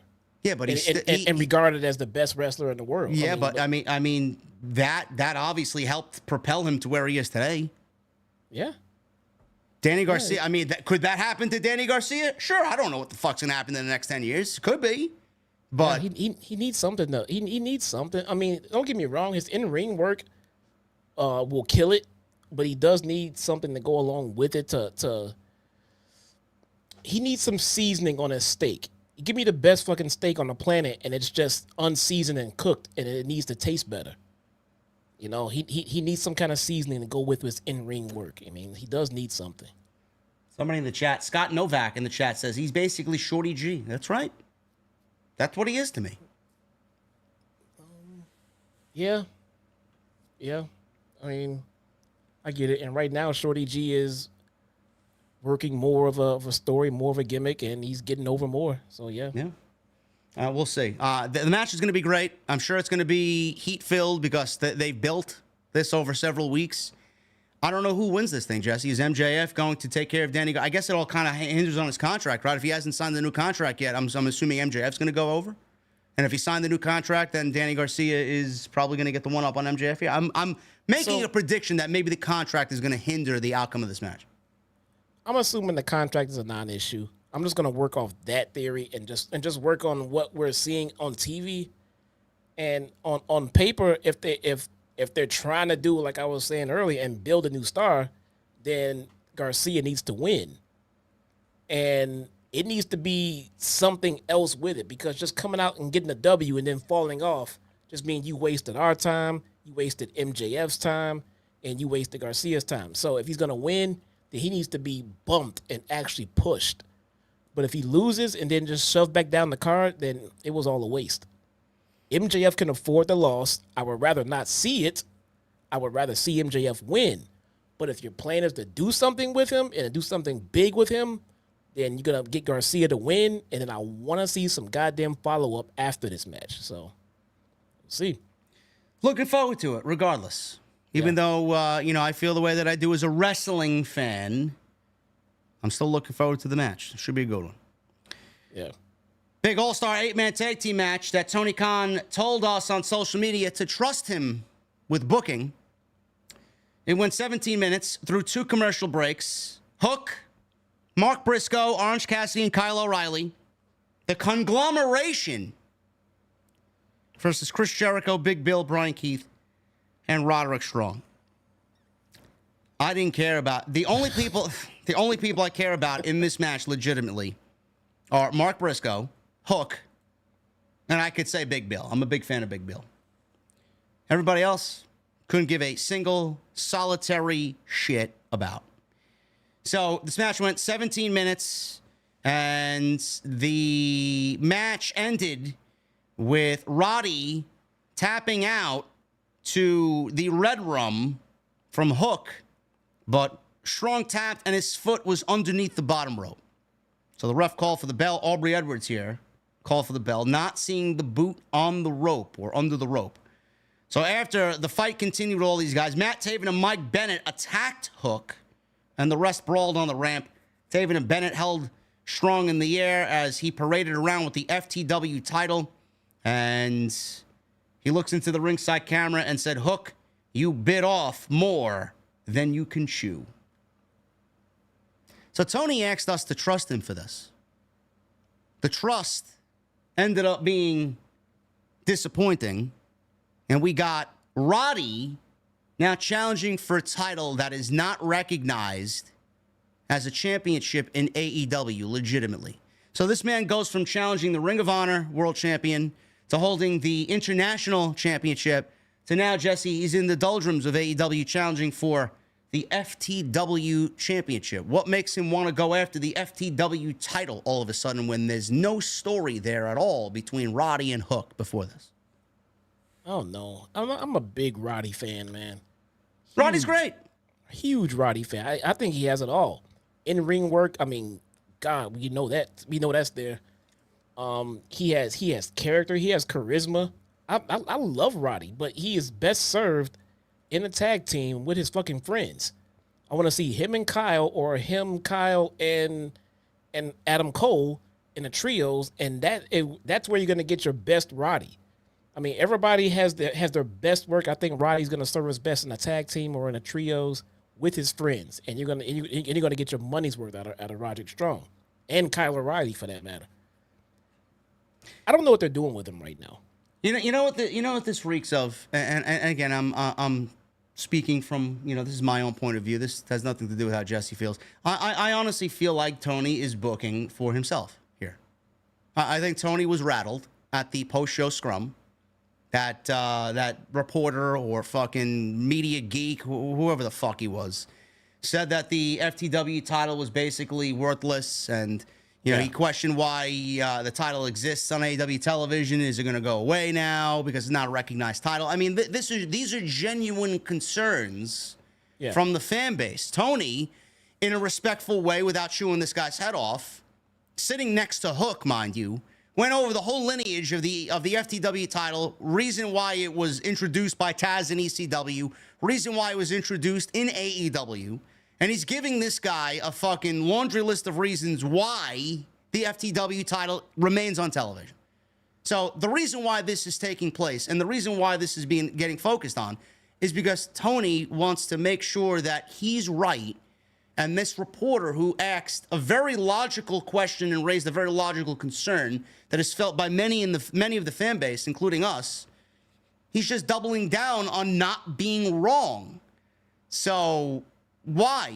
I have to ask why. Hook and Jericho was going on for 9 months, and that ended it all in. He won the championship.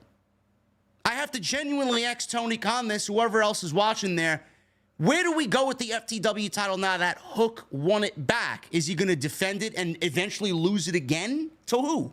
So then we're back in the Jericho vortex with somebody else all over again. He's won it and lost it already and won it back. Is he going to lose it again? Is this the only title Hook is good enough to carry in AEW? Why don't we evolve him and move him up somewhere? Well, why are we holding on to a championship that means nothing in the grand scheme of things? I don't give a shit what the title did for Brian Cage or whoever else held it. Who gives a shit? You got so many fucking titles there to begin with that this title being not recognized is a fucking joke on the other titles. I mean, Roddy's a world-class act, world-class wrestler, and he was international. The title that Ospreay holds, Roddy held at one point this year. Now this is so beneath him. What are we doing? So if everyone, because we've questioned it, that reporter questioned it, if everyone is questioning the credibility of the pure existence of the FTW title, that means there's a problem. There's a problem. Whether it should be a legit title or whether it should not be a legit title, the issue is there is confusion about it. We don't know. People are discussing it back and forth. You don't have this discussion with other titles because it's established that those titles are official titles. All he has to do to put this shit to bed is make it an official title or get rid of it. And then there is nothing in between. So, I mean, you can't just leave it for assumption. Oh, if it's here and it's being competed against, then it's a title. No. Tell us it's a title. Tell us what it's for. Tell us what it's worth. Tell us what it fucking stands for, unless you just want us to take Jericho's wording as law. Otherwise, the discussion and the debate keeps going around as what is the purpose of this title? Is it a real title? We should get rid of it.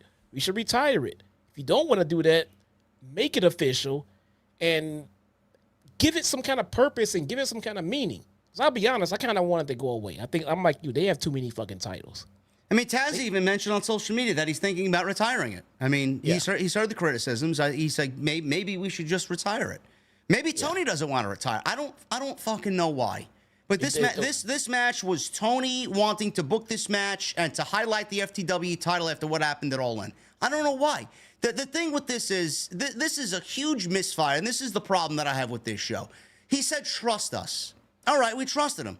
This match went nowhere and developed a feud that I don't know where it's going to happen. If it happens at All Out, it's way too soon. There's no fucking reason why these two are feuding. If it happens at Grand Slam, it's a little bit more respectable because at least then you could build a story as to why Roddy wants the fucking FTW title and Hook wrestles in New York City in the shadow of Brooklyn. That's fine. I would rather it happen there. But the thing is, the learning tree is a failure. I don't give a shit who you are or what you think. Big Bill obviously had a huge reaction in the United Kingdom. Why didn't we accentuate and highlight Big Bill coming out of All In? Why are we still latching on to the learning tree and Big Bill being latched onto the learning tree? Can't we split Big Bill now after the reaction that we got from the UK crowd? Aren't you seeing the reaction that Bill is getting? Maybe we should highlight. You want to create new stars? There you go. That's the type of guy I want to see built into a new star. Why don't we start spotlighting Big Bill and get him away from Jericho and start booking him like a legit fucking big man on AEW television? He's got all the tools that you need. He's great on the mic. He's got a great look. He's in the best shape of his fucking life. What are we doing? That's what I wanted to see come out of this. Yet we got an FTW title match that nobody gives a fuck about. Yeah, you know, I'm the bad guy, and I hate AEW. I want the best for this fucking place, but they're not doing what they need to do.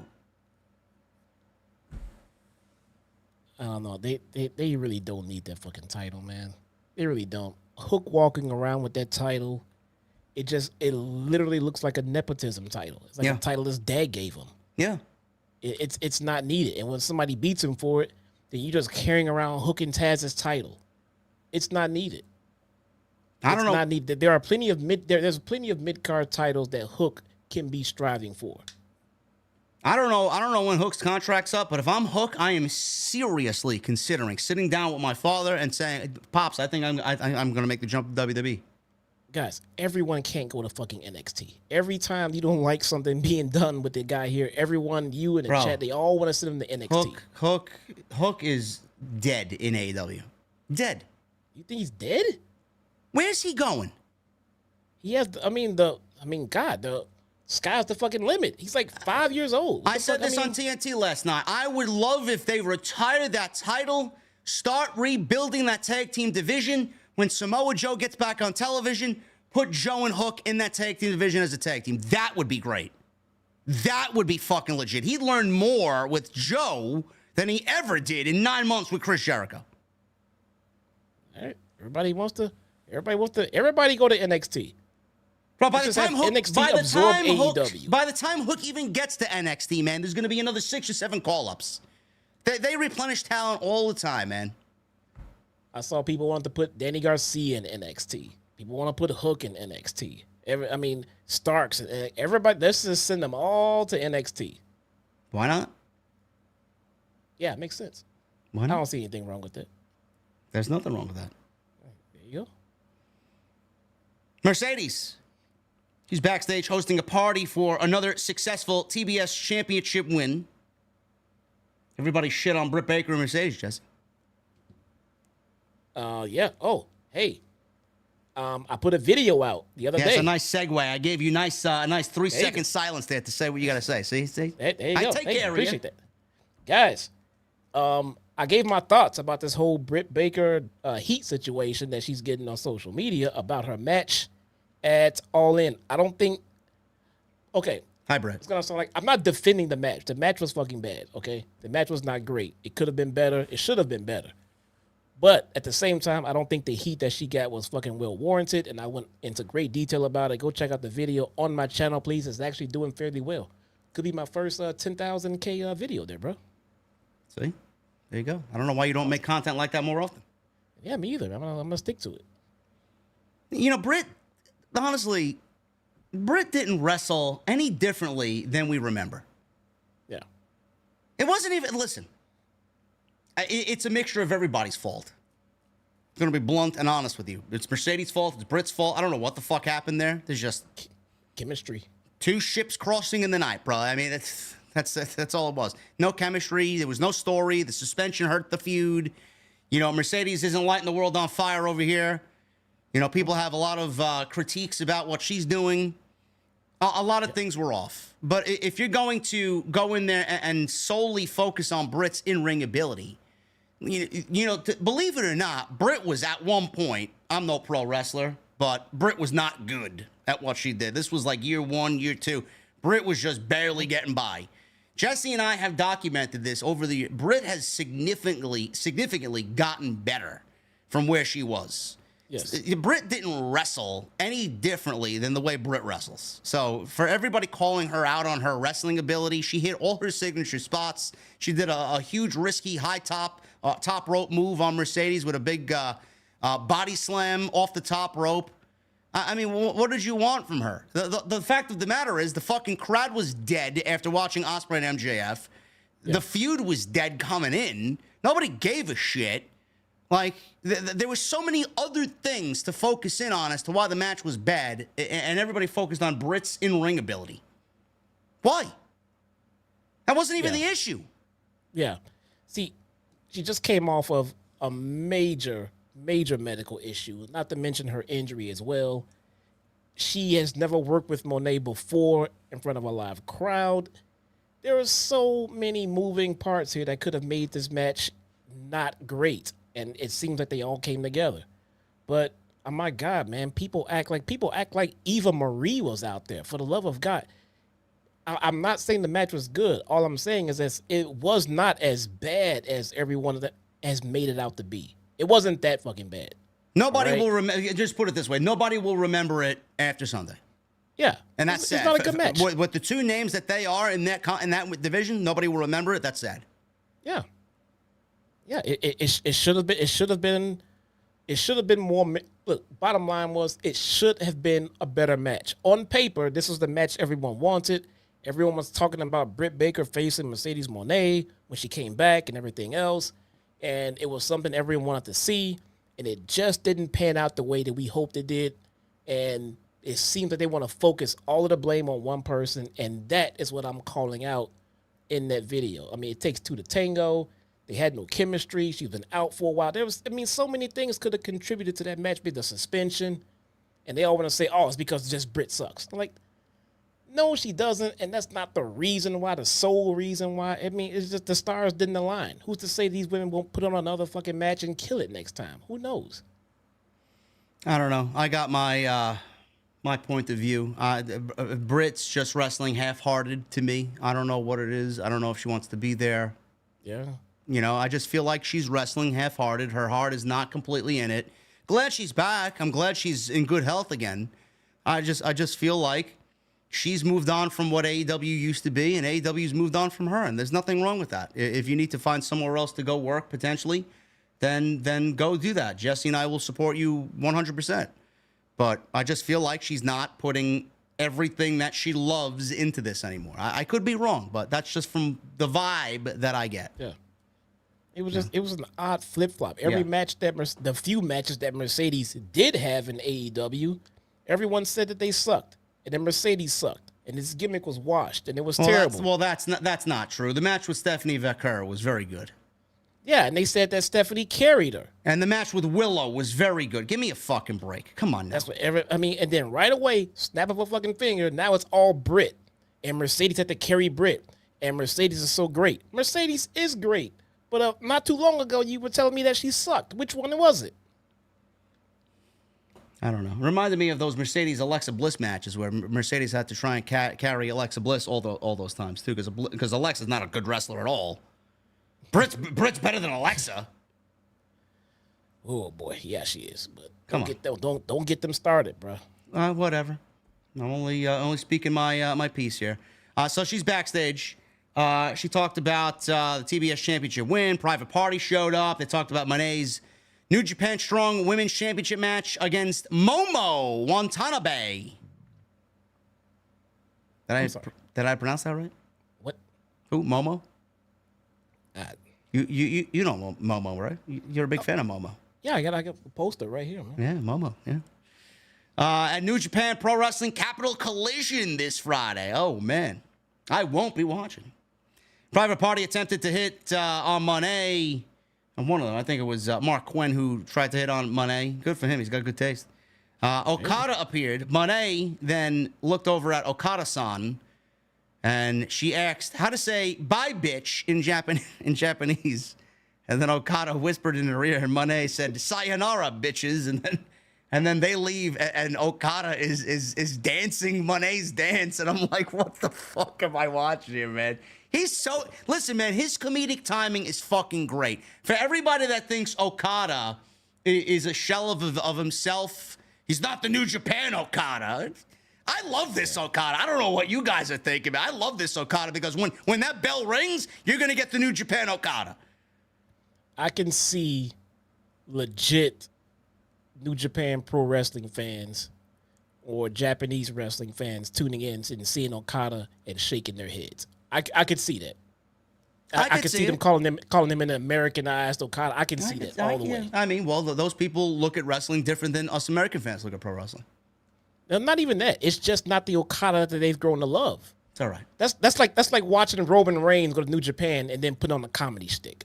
It's all right. You know what I gotta say to them? Sayonara, bitches. Oh my God. Mariah May. You know Okada's trying to hit that, right? All right, there we go. Go ahead. I don't blame him. Okay. But Okada's a married man. Yeah. Mercedes is not a married woman anymore. What'd you think of the geek asking about her divorce at the scrum, bro? You hear about that? Yeah, I was a little bit of two worlds with that. I'm leaning towards the inappropriate question, but at the same time, she did make that public.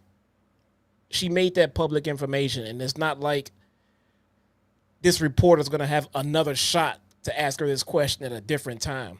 But on the other flip, she was clearly in character during this press conference and not about to get into something that was that personal too. First of all, and maybe that's what's wrong with the scrums. Number one, that everybody's in fucking character. Yeah. Can we not be in character at a legit presser? Like, I get it. Yeah. She was definitely in character. Now, if it was say it was I don't know, say it was a reporter asking Brit about if to say like maybe her and Adam Cole would be inappropriate. That would be fucking appropriate. Yes, because that wasn't that's not in the news. That's not public. That is completely personal. That would be inappropriate. But yes, and I gotta call bullshit out because I'm not afraid to speak my piece here. This has nothing to do with Jesse, but Sap was all over Twitter telling everybody, fuck you, fuck off. Like, people said legitimately exactly what Jesse just said. And Sap was fucking going around telling everybody, fuck off. That was the wrong question, not proper etiquette. Who the fuck are you to say proper etiquette with anything? She made a fucking YouTube video on her divorce. She made it public on the largest streaming platform in the fucking world. And this guy's not supposed to ask a question where the majority of divorce. What is the divorce rate in North America? It's got to be about 40%, no? Probably, I don't know. So he asks, what type of advice would you give to somebody that's going through that same thing? And then she's in character, and she told the guy, "I'm not gonna date you." And then the guy comes back, "Well, I don't want to date you. I've been happily married for 9 years." And then she's like, "Oh, congratulations." Yeah. Like she got no advice at all to give the people going through a divorce, right? I mean. Yeah. Who are you to say fuck you to everybody, bro? It's such a fucking nasty prick. He really is, man. It's fucking disgusting. Yeah, I mean, I don't know. I mean, all in all, if it was me, I wouldn't have asked that question at that moment. Neither one of us would have asked that question. But you're correct. You are correct. Yes. No, I would not have. But I don't think he was. I think he should have read the temperature in the room and then saw that this wasn't a good time. But I don't think he is way out of line about asking about something that she herself has made public. It is not a rumor. It's not a secret. She has made it public. So I understand it. I get it. I would not have asked it. But I don't think he's an asshole for bringing it up. That's all. She just could have said, "I'm not going to address that right now because I just defended my title." And something like, and moved on. I don't think he was a dick for it. But she did make it public. When you put your business out there in the public, it is free game to be asked about, okay? But if I was him, I would have saw that she's in character. Clearly, this character is not going to address a marriage situation, so not the right time. I agree there. I mean, People made it into a big deal. Sat made it into a big deal. Someone said he's the whole monitor of the IWC. Yeah, more like Screech Powers at Bayside High. Fuck out of your whole monitor. Who the fuck do you think he is, man? He ain't policing shit. The end all be all, the law. Yeah. Fuck out of here. Again, you know, Mercedes, those scrums, they need to stop being in character, honestly. If you're going to show up there and take legitimate questions, it's not being in character, please. It's definitely more fun when you're not in character. Yeah. It's definitely more fun. And after Brawl Out, bruh, you could at least give us wrestlers not in character because the real shit is definitely way more entertaining. Yeah. Okay? Mariah May, you know, the only one that I appreciate being in character at those scrums is Toni Storm. That's okay. She's the only one that should do that. She's so good. But Mariah May, who won the Women's Championship from Toni Storm at All In, she was supposed to have a celebration, and Mariah May is out on stage with... Do I go timeless? No, you don't go timeless. She's not timeless. Yeah, but she's... Bro, timeless is off writing her next feature film, bro. You could be not timeless. All right, fine. Fine, no timeless. Fine. Mariah May is out there with Tony Schiavone. Schiavone congratulated May for her win, but the new champion here took the microphone. She said that the Women's Championship celebration was postponed because she wasn't going to do it in Champaign, Illinois, because it should be called Flat and Stale Beer instead. I don't Champaign know is a shithole, man. Is it? Yeah. Have you been to Champaign? Oh, my God. I got family down there, man. Oh, my God. After the school, there's nothing. Listen, this celebration was supposed to be Mariah May celebrating naked with the World Championship, and that's it. Oh. Where are the tickets? Sign me up. That's all I have to say. I'm a married man, bro.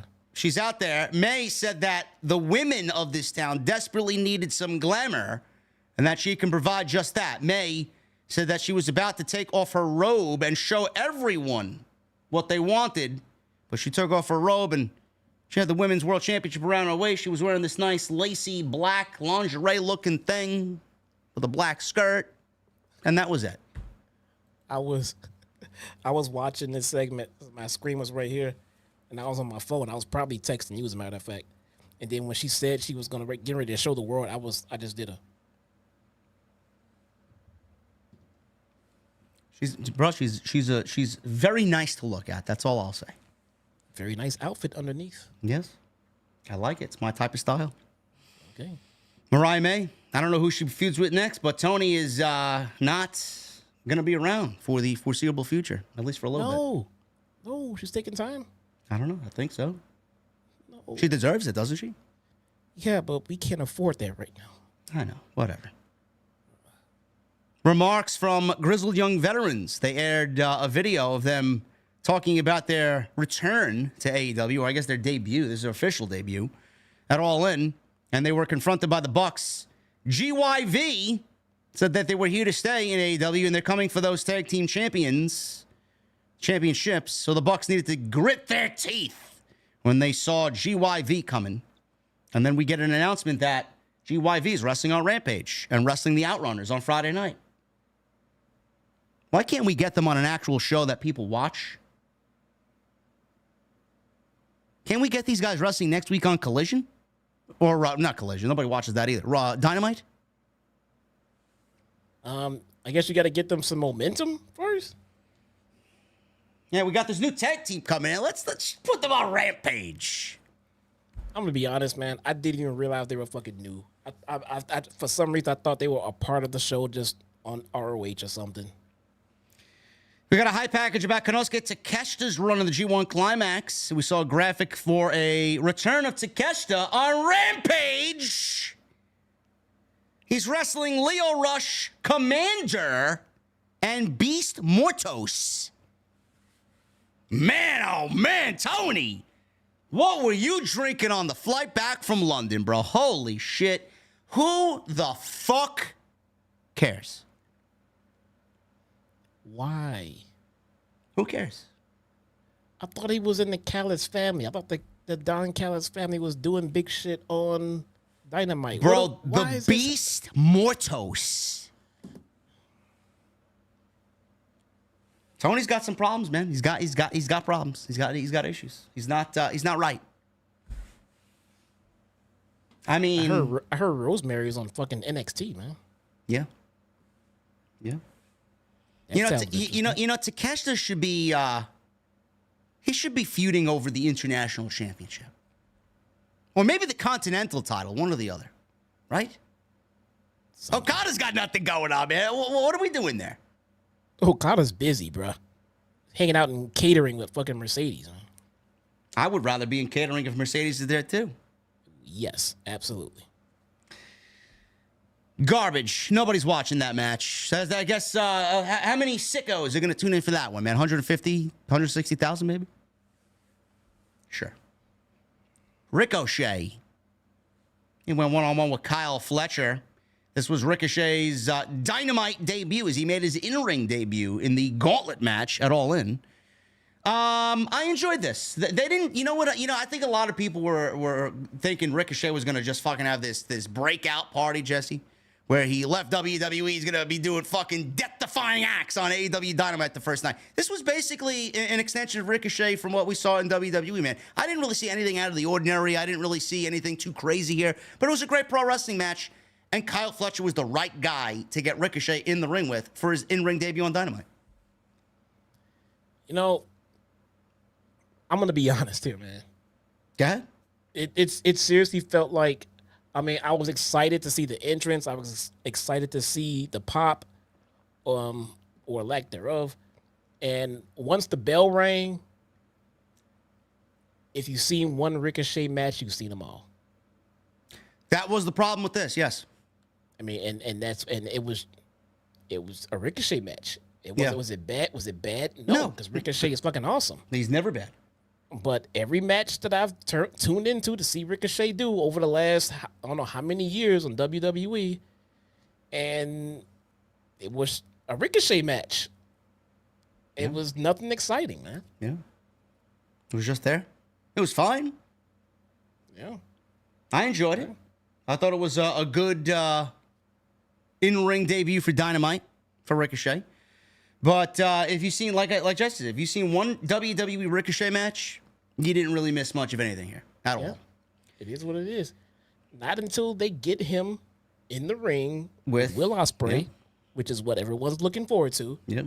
And then once we get that, I'm not going to lie, I could see Ricochet, unless they change something drastic, I don't know, heel turn, I don't know, major gimmick shift, I don't know. Once we get that match with Will Ospreay, Ricochet was just going to fall back to the back of he's just going to be on the show here and there, putting on a fantastic match, and it'll be the same thing that he left WWE for, man. Yeah. We'll pick it up after the commercial break here. Ricochet attempted to fight back after being on the defensive. Fletcher took over during the commercial. Fletcher, he is attacking Ricochet, placed Ricochet on the top turnbuckle. Got a standoff between the two. Ricochet, he wins out here with a headbutt, laying out Fletcher with a springboard clothesline. Both men trying to get to their feet, and Ricochet caught Fletcher with a springboard body strike. Enziguri followed Northern Lights final cut combo from Ricochet. Running shooting star press, got a near fall. Fletcher ran through Ricochet with some clotheslines, took him down. Ricochet came back and responded with a rolling dropkick that sent Fletcher to the outside. Ricochet threw himself onto Fletcher with a very unique dive through the ropes. Ricochet's dive was then intercepted here by Fletcher and a big boot. Then he got dropped with a brainbuster for a near fall back in the ring. Fletcher is looking to end it here. He sized up Ricochet with a running dropkick and attempted a belly-to-back tombstone, but Ricochet landed on his feet, kicked Fletcher in the head. Following that with a Death Valley driver, Ricochet gets a 2. He then finally got the win after finishing Fletcher off with a lifting reverse DDT, which he calls Vertigo, according to Excalibur. And that's it. Ricochet wins in his AEW Dynamite debut. Good stuff. But we haven't seen Ricochet in his AEW form yet. He's got to shed that WWE rust, you know? Yeah. I'm a little scared, if I'm being honest here. I feel like in WWE, they kind of kept the, I don't want to say the handcuffs, but they had the seatbelt on for Ricochet. Yeah. And now over here in WWE, there's no seatbelt laws. And fucking Ricochet, man, be like letting Jeff Hardy go out there and do whatever he wants. Yeah. After the match, Will Ospreay's music hit. He shows up on the stage, and listen, we all know what's coming, but I didn't expect them to have some presence with each other on the show immediately following All In. So Will Ospreay's out there with a microphone, and before Ospreay could say anything, Pac snuck up from behind and blasted Will Ospreay with a poison rana on the stage. Can we please not? Holy shit. Killed him. I mean, on what planet do we need to do that move, that spot, in that moment? Like, a chair shot couldn't be the one thing that they did here to the back? Oh, whoa. Slow down. No, Softwood's not going to like this, man. Who? He knows Softwood don't like it when you... Oh, you mean the guy that had a very forgettable match at All In? That guy? Oh, well, I mean, he knows best. Don't get me wrong. He knows best. I'm sorry. I would rather not have one of your biggest stars get dropped with a fucking poison rana on a stage. Fucking Softwood. So stupid. Pac told Ospreay that he should not forget about the bastard. He welcomed Ricochet to AEW and told him to get to the back of the line as Ospreay belongs to him.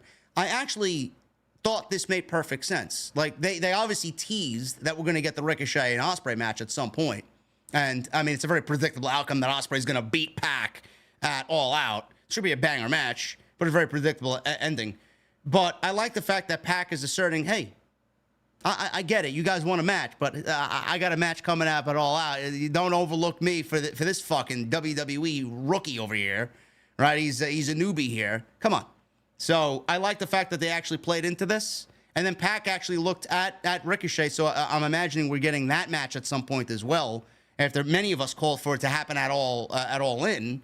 And Pac won the trios and Ricochet was in the gauntlet match. So they had their own little things going on. But I like this little, it gives the international title scene, Jesse, a little bit of flavor here. It does. I mean, you know, it's always exciting to have Ricochet on your roster. It's always exciting to see what he's gonna do next. But then after it's done, you're always like, what's he gonna do now? Yeah. I mean, put a title on him, great, sure. I'm trying to sit here and figure out what would be a severe change of pace for Ricochet. I mean, what a heel turn? Can he pull off being a heel? No. I didn't think so either. I mean, so I don't know, man. I mean, I feel like Ricochet's shine is gonna wear out very fucking soon, if I'm being honest, man. We'll see what happens, but he is here, and he was in the main event match spot here, last match on the show for Dynamite. We got a roving reporter asking what all that was about with Jon Moxley, and he looks at these two geeks backstage. He attacked this I guess random guy backstage. I don't know if he was security or if he was just hanging about, maybe in catering. He attacked this guy. He looked like Charlie Dempsey, to be quite honest with you. He looked like Regal's son. Marina Shafir came up from behind and attacked the other guy that was in the scene here. And she throws this guy into some production crates, and Moxley takes the other guy and he dispatches of him. Moxley called it a lesson in humility. And Marina Shafir shoved the camera guy down, and that was basically it. So, I'm gonna be honest. I thought that was Becky Lynch too. Listen, I thought the same fucking thing. I don't know what it is with everybody copying Becky Lynch's hairdo. Maybe it's a sign. Maybe Becky is coming in. I don't know. I thought it was for a second too. The fact that they were making a big deal about it. I mean, like, after a second, I like also looks like Marina Shafir, but that wouldn't be a big deal to be in the main event spot. It must be Becky.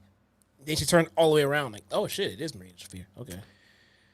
So we don't know where that's going yet, but Marina Shafir looks like she's being aligned with Jon Moxley. Again, we'll see it play out. This could be just the very, very, very beginning baby steps of something in the grand scheme of a major storyline going into Dynamite Grand Slam and going into the 5-year anniversary show. So we'll see how this plays out.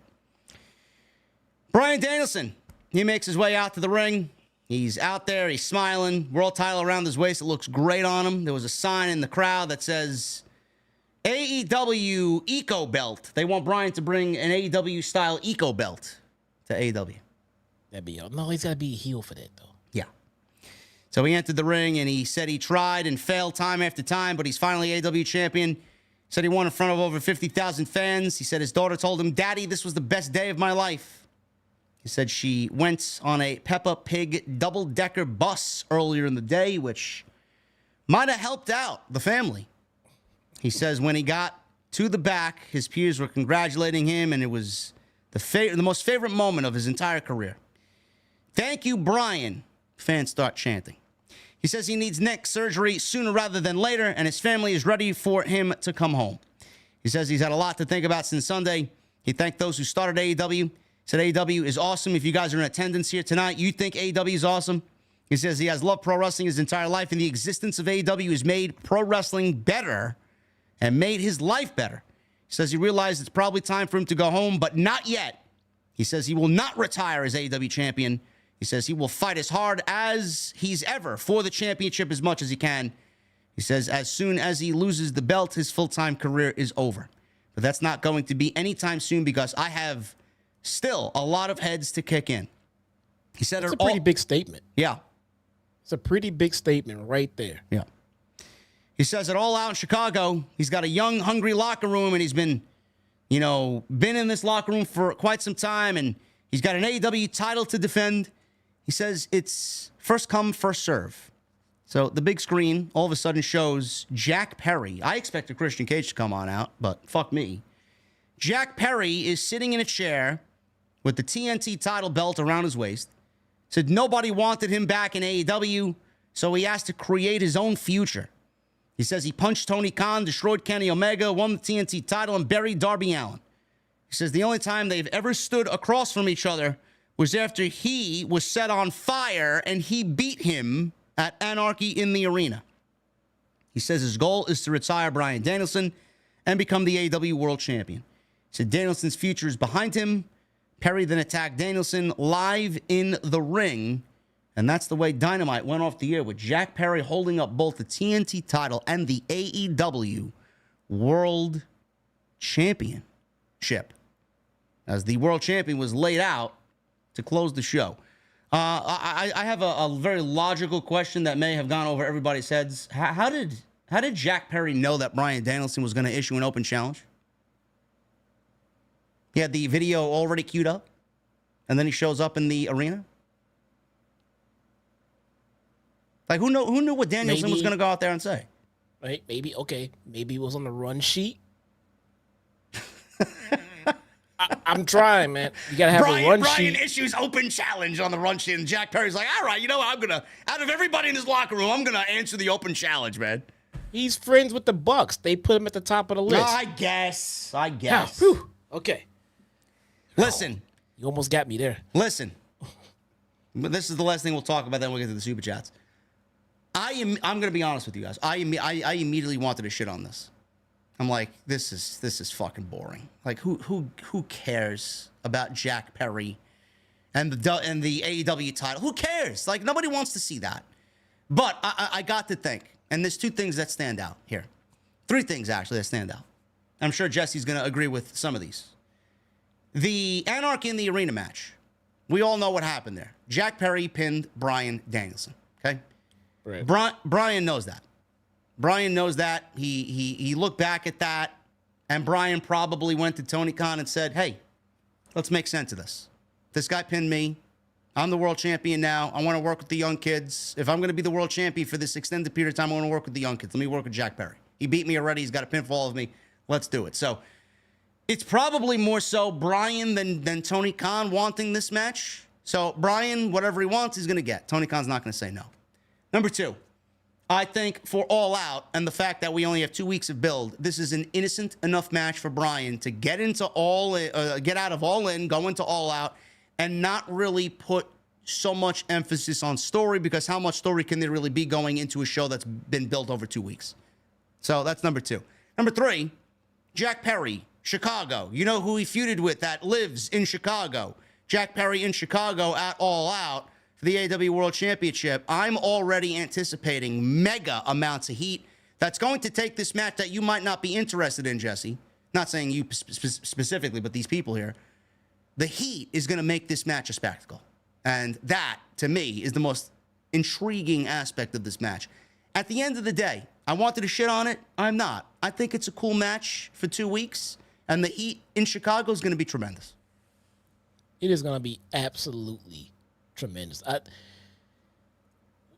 When I first saw the booking, that wasn't my initial go-to. But then thinking about it, like you said for a second there, like, yeah, that's going to be big. That's going to be pretty damn big, man. He's going to get a lot of heat. And that amount of heat is gonna make Bryan look even better as champion. That's gonna be a nice match. That's gonna be a fantastic match because think all you want and say all you want about Jack Perry, he can go. He can. And Bryan's gonna bring out the best of him. That's gonna be a fantastic match with a lot of heat behind it. That's gonna be great. Now the only negative is, AEW in these oh so subtle ways continue to bring up Jack Perry, Chicago. Jack Perry, CM Punk, they still have some sort of lingering CM Punkism to Jack Perry. Now, is this something that they're just going to continue to harp on, or are they ever going to kill it? Like, I get that you want to kind of create Jack Perry in this new image, and he was born out of this CM Punk incident that happened at All In last year. But, I mean, Jack Perry in Chicago, it seems very done by design, Jesse. It's not like, hey, man, you know what would be a good idea? Jack Perry deserves a world championship match against Bryan Danielson in Chicago. Well, let's do it. Like, obviously, people are going to associate Punk with this still. And is that a problem here? Bryan needs an opponent for the pay-per-view. All right? He needs someone that can take an L because Bryan's not fucking losing. So someone that's going to go in there, take a guaranteed L, but still keep the match interesting. I want to see how much fucking heat that Jack Perry gets. You know what I'm saying? I want to see the match they can put on together, but at the same time, we know he's going to lose. Yeah. So that's not in the books. But how much is this fucking rabid Chicago crowd going to shit all over Jack Perry? That's going to be an interesting part of the fucking match. The crowd is going to be is going to be a huge interesting aspect of this match. That alone I'm looking forward to. I mean, and again, no one is looking for Jack Perry to win. I mean, you can tell that they're trying to do something with him and giving him this spot here to put on a great match, make Bryan look good. I mean, which is not fucking needed. So if anything, Jack Perry's going to come out looking great in this. All he has to do is do what he does, which is put on a great wrestling match and absorb that heat and take that into whatever he does next after Bryan. We'll see. I don't mind it. 2 weeks, the heat. It should be a great match. And Bryan doesn't have bad matches, so I'm looking forward to it. Thank you guys very much for joining us on this AEW Dynamite post-show for August 28th, 2024. We're going to get into your super chats. Get them on in. It's a great way to support the show if you guys have not. I would really appreciate it if you do. Follow us on social media at JD from NY206, Twitter, Instagram, TikTok, and Cameo. Hit that subscribe button for this channel down below. We are nearing 162,000 subscribers. Go follow Jesse on YouTube as well. He's going to be uploading more content over there, like his Britt Baker video. That did very well. My Monday Night Raw review was also uploaded as well. There you go. His name is linked down below in the description. All you got to do is click his name. It'll take you right to his channel. Make sure you guys hit that thumbs up. We got 769 likes. I'd love to get at least 900. Can we get to 900 tonight? That's the goal. If you guys are in the chat, have not hit the thumbs up. It's free to do so. If you like the stream, like the fucking stream. It's got to be something you like from here. Or if not, hit the thumbs down. I don't give a fuck. Every engagement, every thumbs up, thumbs down helps me out in the algorithm, man. I don't give a fuck what you do. Also, memberships are open. What happened? What happened? I'm sorry. So I see people talking shit about how the Now Arena is not in Chicago. Yes, because nobody wants to say live from Schaumburg. Well, I'll put them up on some Chicago knowledge. But I'll wait till we get to that super chat because I see it up on the board right now. All right. Chicago is just a sexier name, you know. Oh, who wants to say Schaumburg? I hate Schaumburg so much. I like Schaumburg. I like Hoffman. My type of vibe there, bro. Yeah, I know. Fucking yuppies up there, man. Oh man, I hate Schaumburg. Eric Aviles with 22 months. I'll be at All Out, and after tonight, I'm hyped. Hangman versus Swerve in a steel cage. Gonna be a fucking banger. OTS for life. My family, drink up. Thank you, Eric. Appreciate you, bro. All Out too. 5 minutes, you get a free pick. Oh yeah, that's a real positive there. Keep it up, asshole. You won't get a pick. All right. Michelle with a $5 super chat. We got to pick eating New York pizza together, bro. That's enough. Okay. There we go. Michelle with a $5 super chat. I could dig a Darby Mox feud because I love both guys, but it better not be for Darby's title shot. Bryan versus Perry at All Out. Should be trusting TK to book this. I don't have a problem with that. I'm kind of scared to see a Darby versus Moxley match because Darby will take a fucking ass beating and Moxley has no problem giving it to him, man. I don't know if I want to see that. Sidra with a $10 super chat. Shane to TK, hit my music. Here comes the ratings. Here comes the ratings. Ratings. It's falling harder. Yeah. Thank you, Sidra. OmegaCon that's not a new membership. He's got a gold microphone. I know he's got 24 months, but thank you, OmegaCon. It does that shit to me too. I don't know why it does that. Hiru with 5 in super chat. Nobody asked for Jack Perry. He should be conducting TNT title business. Where's Christian Cage when you need him? I mean, imagine Christian Cage and Bryan Danielson, man. I know Bryan's father passed away years ago. I'd love to see Christian Cage kind of mold that into his feud, you know? Really bad. MGM 97 with a $9.99. WWE let RVD work in AEW under contract. So I'm assuming WWE's letting Shane work in AEW. They took Bobby and MVP off the roster page ASAP, but Shane is still on. Something fishy is up. I don't know who, like, you guys got problems if you're fucking finding answers through roster pages, man. Holy shit. My God. Joseph Taylor with a $7 super chat. JD, I see you and my boy Slick got into it on Twitter. Fuck Slick. Who's Slick? I don't know Slick. An engagement farmer account that posts nothing but AEW content who thinks we hate AEW. Where was he the first 3 years of AEW where I did nothing but praise AEW, and so did Jesse? Oh, yeah, those years don't count, though, right? The only years that count is when we have to get really critical of the product that's gone downhill lately.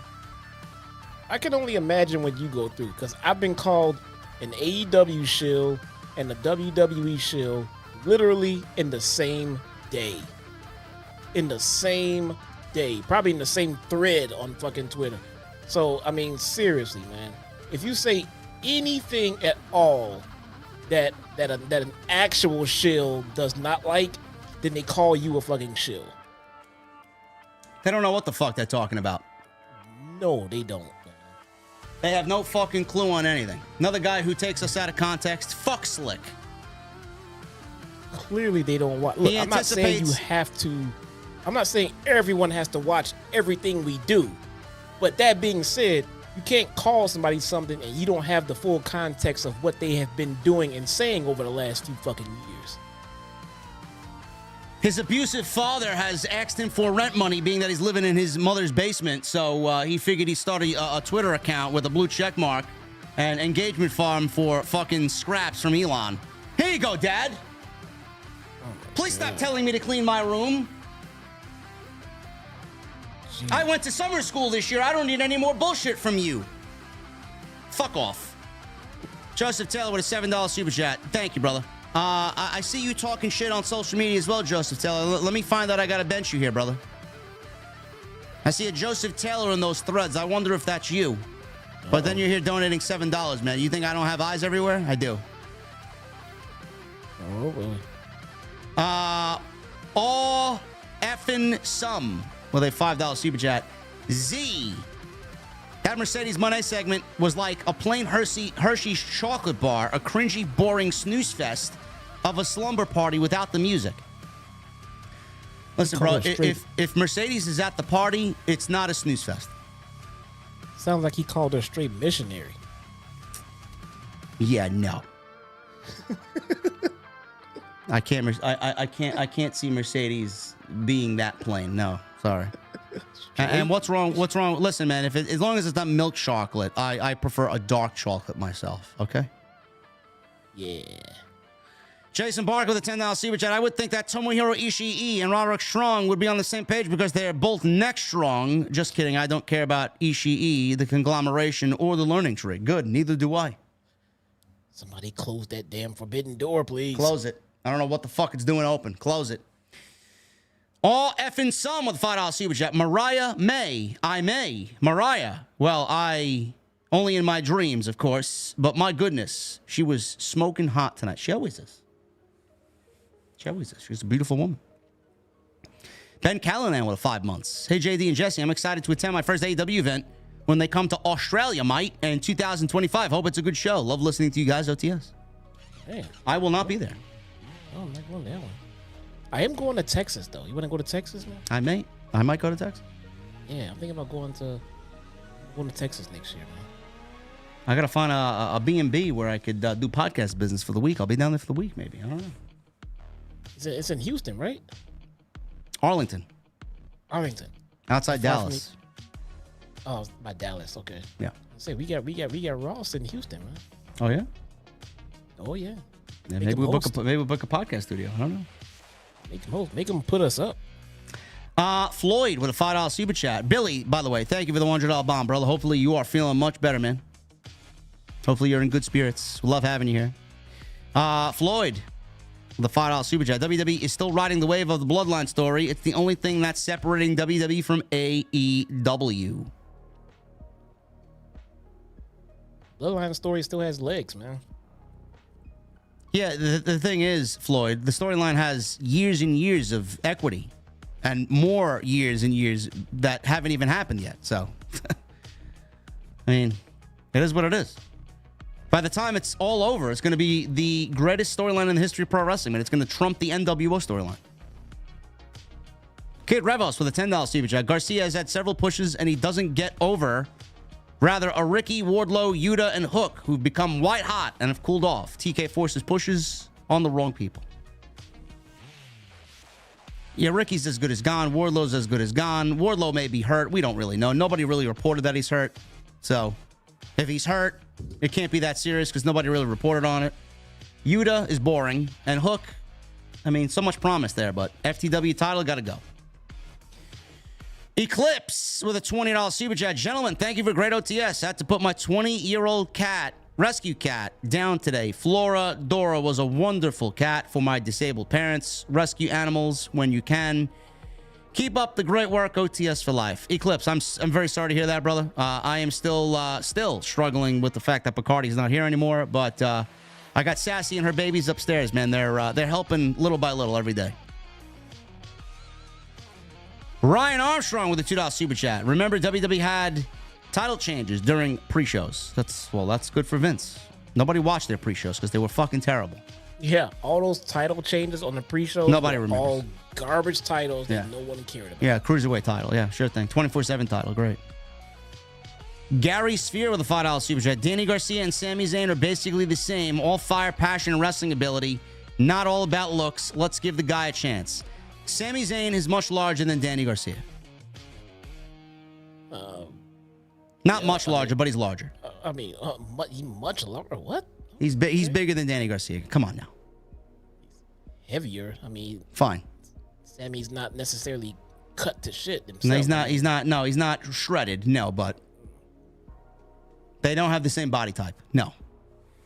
He's a small dude, man. You can't argue that. He's not a big guy, but I think I'm glad we compared him to Bryan because Bryan Danielson is one that proves that your size should not dictate how far you go in a company.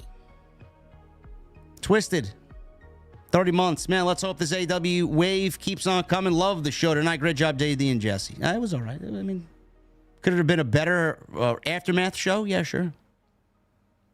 Jason Barker with a $5 super chat. And Sean Ross Sapp had the nerve to come after me for calling him out on his comments on the IWC account, unpaid critic. Another fucking word I can't use because I get canceled tomorrow. Unpaid critic is a fucking degenerate amongst degenerates, bro. Another engagement farmer. These people offer no value. I don't know why people follow these accounts. I really don't. I like people that jump into your mentions and say whatever that you tweeted. They had the comment, oh, this guy, he's just engagement farming, guys, or whatever. Do they know? Okay, fun fact. Do they know that comment, if they're right, that comment gives the engagement farmers exactly what the fuck they want? Engagement? People tell me I engagement farm. I'm sorry. What are you talking about? I pay for Twitter because it's part of my business. It's a write-off. Twitter is essential for YouTube content creators and creators of all sorts to benefit from all the perks that you get from Twitter. Who the fuck is engagement farm? I mean, I don't engagement farm or tweet for the sake of engagement farming. Like, I just put my opinion out there. I don't wake up today and say, "Hey man, let me browse Reddit like a fucking virgin and steal other gifs and memes from people and try and get a rise out of people on social media, man." That's what people do. Yeah, no. These people aren't real people, man. They have no fucking hobby. Jesse's not on Twitter hardly. I'm not on Twitter all day. You maybe get a tweet out of me, on an off day, maybe one, if I gotta ask about something or if I'm feeling something I want you guys to know about, but during the show, that's when you get my opinion. After that, fuck I gotta be on Twitter for? There's engagement farming. I'm like, I don't even know what the fuck that means. Like what? Do we get paid extra the more people that respond to our tweet? I don't get paid shit for tweeting. So engagement farming for what? OmegaCon with 31 months. Sap put pineapples on his pizza and he gets no pussy. Oh, okay. Nice to know. Glad you're involved with Sap's sex life. Yeah. A little strange, but okay. I mean, look, man. Putting pineapple on pizza is definitely a heel move. Don't get me wrong. But the fact that you are aware of where he puts his penis is a little concerning. Sap is on Twitter way too. Like he is legit. If you would ask me who do you think is addicted to Twitter, man, Sap is fucking addicted to being on Twitter. This guy is on Twitter from the moment he wakes up until he lays down in bed, man. He's still tweeting at 3 o'clock in the morning. How do I know? Because I'm on Twitter at 3 o'clock in the morning because I can't on Twitter because I can't sleep. He's tweeting away, man. You go look at his fucking replies, man. Holy shit. Yeah. I'm either on or I'm not. Like, I'm not, and you won't hear shit from me. But if I'm on, I'm probably sitting at this desk working on the channel or something, and I'll have the screen up. That's why you'll see me replying here and there. But when I'm done and I close it, I have my notifications off. I don't get notified when someone replies or likes a tweet. The only notifications I get is a DM. That's it. Everything else, I'll see it when I open my phone back up. I guarantee you he gets no sunlight whatsoever. I don't know. Holy shit. OmegaCon, thank you, brother. He also says with a $10 super chat, how much would Dax pegged wood if he would shut the fuck up if he could, but he wouldn't say that 3 times fast? Listen, man, we love Dax. Dax, we love you, bro. First off, I want to start here. I will always and never not respect what Dax does in the goddamn ring. He is one of the best to ever do it, ever. That being said, fucking soft. We love Dax. Matt Coon, fuck that guy. He's still talking about me on Twitter, believe it or not. People still sending me, he's still talking shit about you, even though I thought you blocked him. I'm like, oh, of course he is. These people can't stand that I am successful at this thing. They can't. Good. That means they're thinking about you and you're not thinking about them. It's great. It's great how you block somebody and all they do is find ways to look at your tweets. Then he uses the excuse, JD is soft and non-confrontational. Let me see him say this shit to my face. He's hiding behind a block. That's the only reason why I didn't block him. Matt Coon. I love those comments, dude. For all those people, oh, he wouldn't say that shit to my face. I'll be at All Out in Chicago. I'll be there, bro. And I promise you, on everything holy, I will say that shit to your face. I'll pull up the fucking tweet and read it verbatim. I don't play that bullshit, man. Gotta fucking roll him out on a conveyor belt to get him on the fucking plane to All In. Fucking slob. Oh, God. OmegaCon, thank you, brother. A Drizzle with a $1.99. Now Arena isn't even in Chicago. It's 1 hour plus away. Okay, so first off, the Now Arena is not an hour away from Chicago. It's only about a half hour, something like that. everything of and around Chicago, you can get to Chicago in less than an hour. All right, I'm in the South Burbs. I can get to the Now Arena in less than an hour. I can get into Chicago less than an hour. Nothing around Chicago is more than an hour away.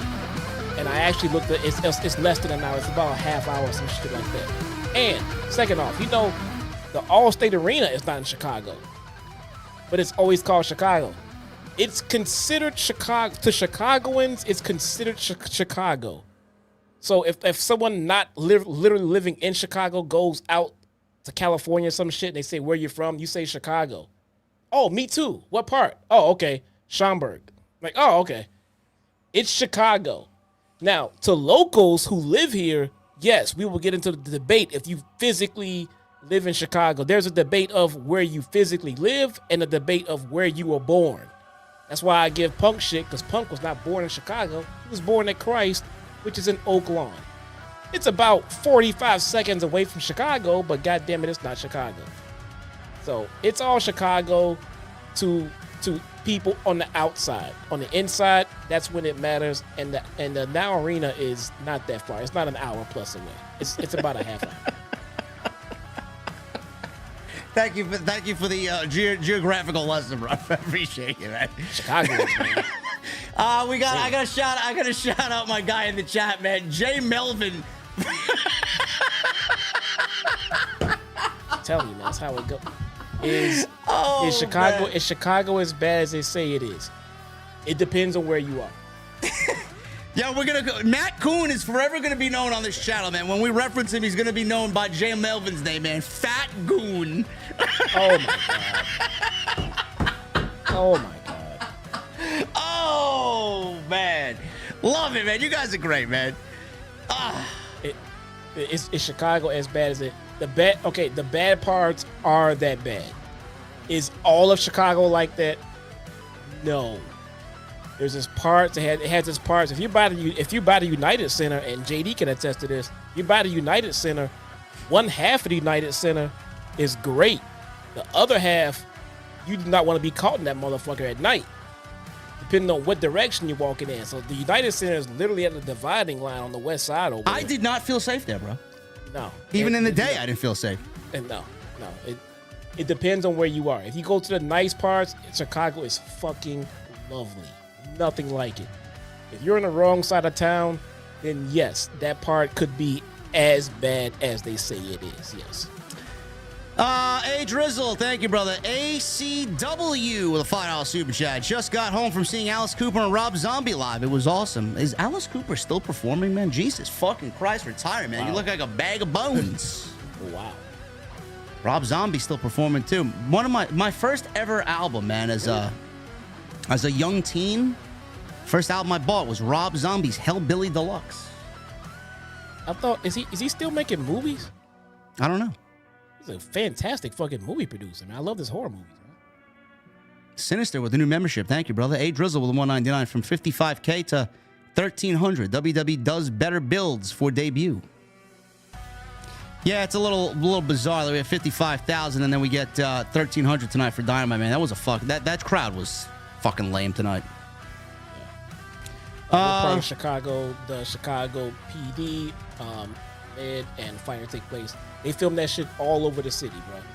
Sometimes in the burbs, all over the city, stuff like that. And the show Shameless, stuff like that, they go all over. It's not in one part of Chicago. Billy with the 25 months. Jada Parker or Jamie Hayter or Lola Vice. I'll take all three, please. If I was to choose one of the three, I'm going Lola Vice. It was 2,200, says Billy. I'm sorry. It's much better than 1,300, but still not a lot better. Yeah. Lola Vice. I will say Lola Vice, too. Yeah. Omega Kong, South Side and West Side, bad. North Side, cool. That, to an extent. If I had to make a broad statement on it, I would just say that yes. But there are parts on the South Side that are nice too. I mean, it to an extent, yeah. Jay Melvin says, "Fat Goon's got no aura." Oh god. He's got a planetary pull though. He's got a whole fucking asteroid belts around it. He's so fucking large.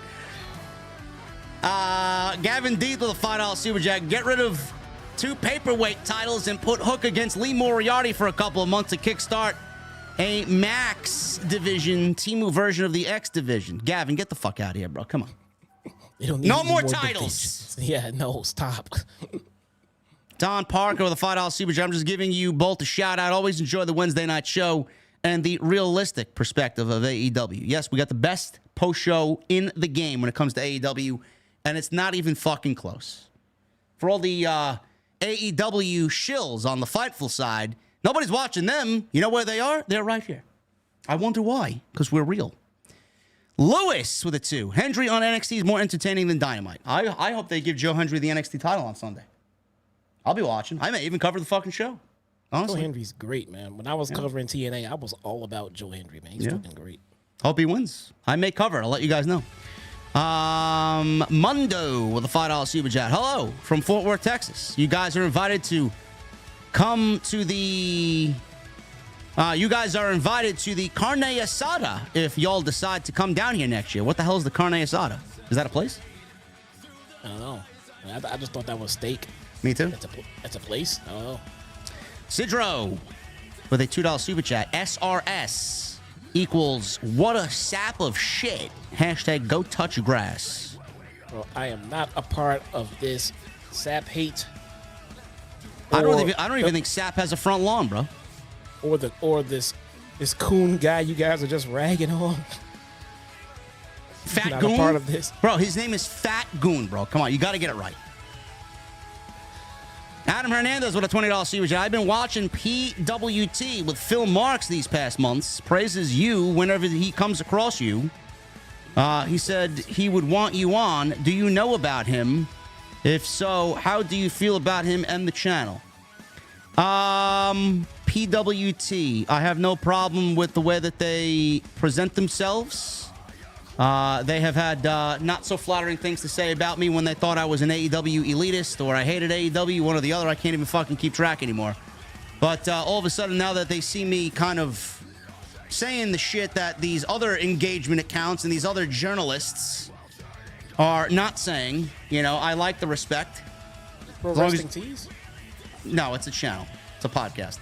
I don't know much about Phil Marks. I probably won't go on his show because I don't really do that.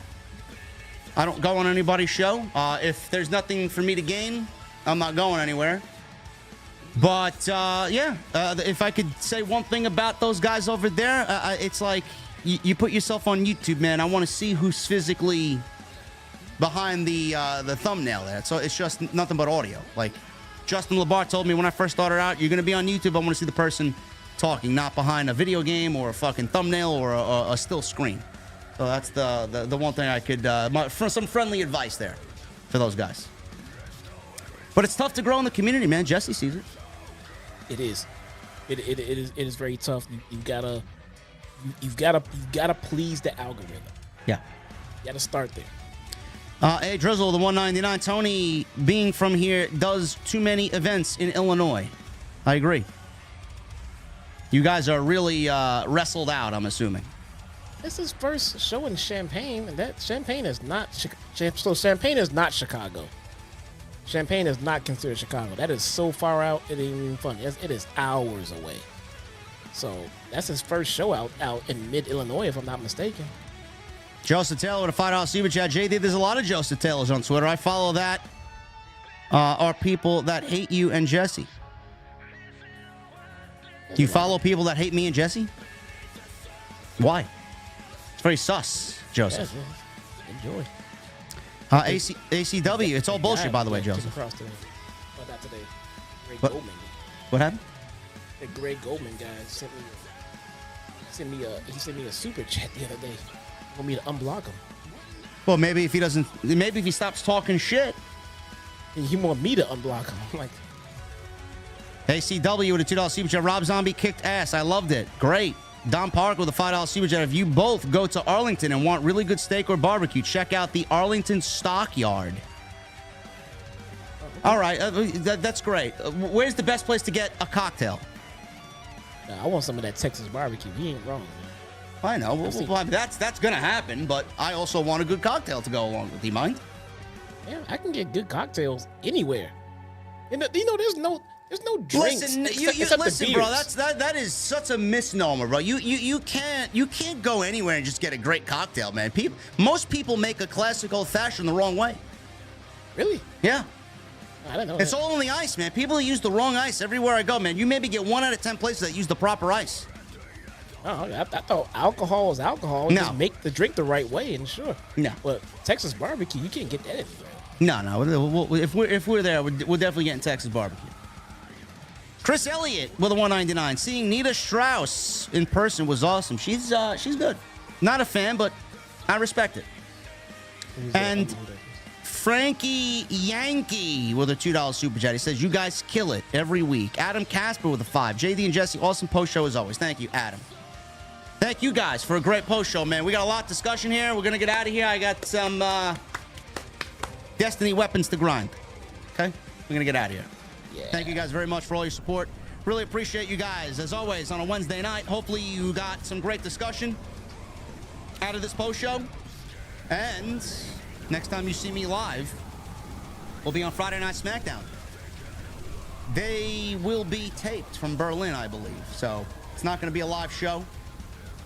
Great. I might not even cover Friday Night SmackDown because it's been fucking utterly boring the last few weeks. So we'll see what happens. Is Roman been there? No. That's why. Thank you guys for a great stream. Follow me on social media. Follow Jesse on social media. You guys know where to find us. Follow us on YouTube. Hit that subscribe button for my channel and his channel. Go check out Tuesday Night Titans. Me and the Solid Monster with episode 63. We covered all of All In and gave you some Bastion Berlin predictions. And make sure you guys go check out all of the other great content on the channel. There is plenty of it. And more to come this week. We got Friday Night SmackDown, and Saturday I will be live after Bash in Berlin on Saturday afternoon. And I may be covering No Mercy on Sunday night. We'll see what happens. But until then, guys, have a great night. And we will see you all right next week back here on the podcast for AEW Dynamite. See you guys later.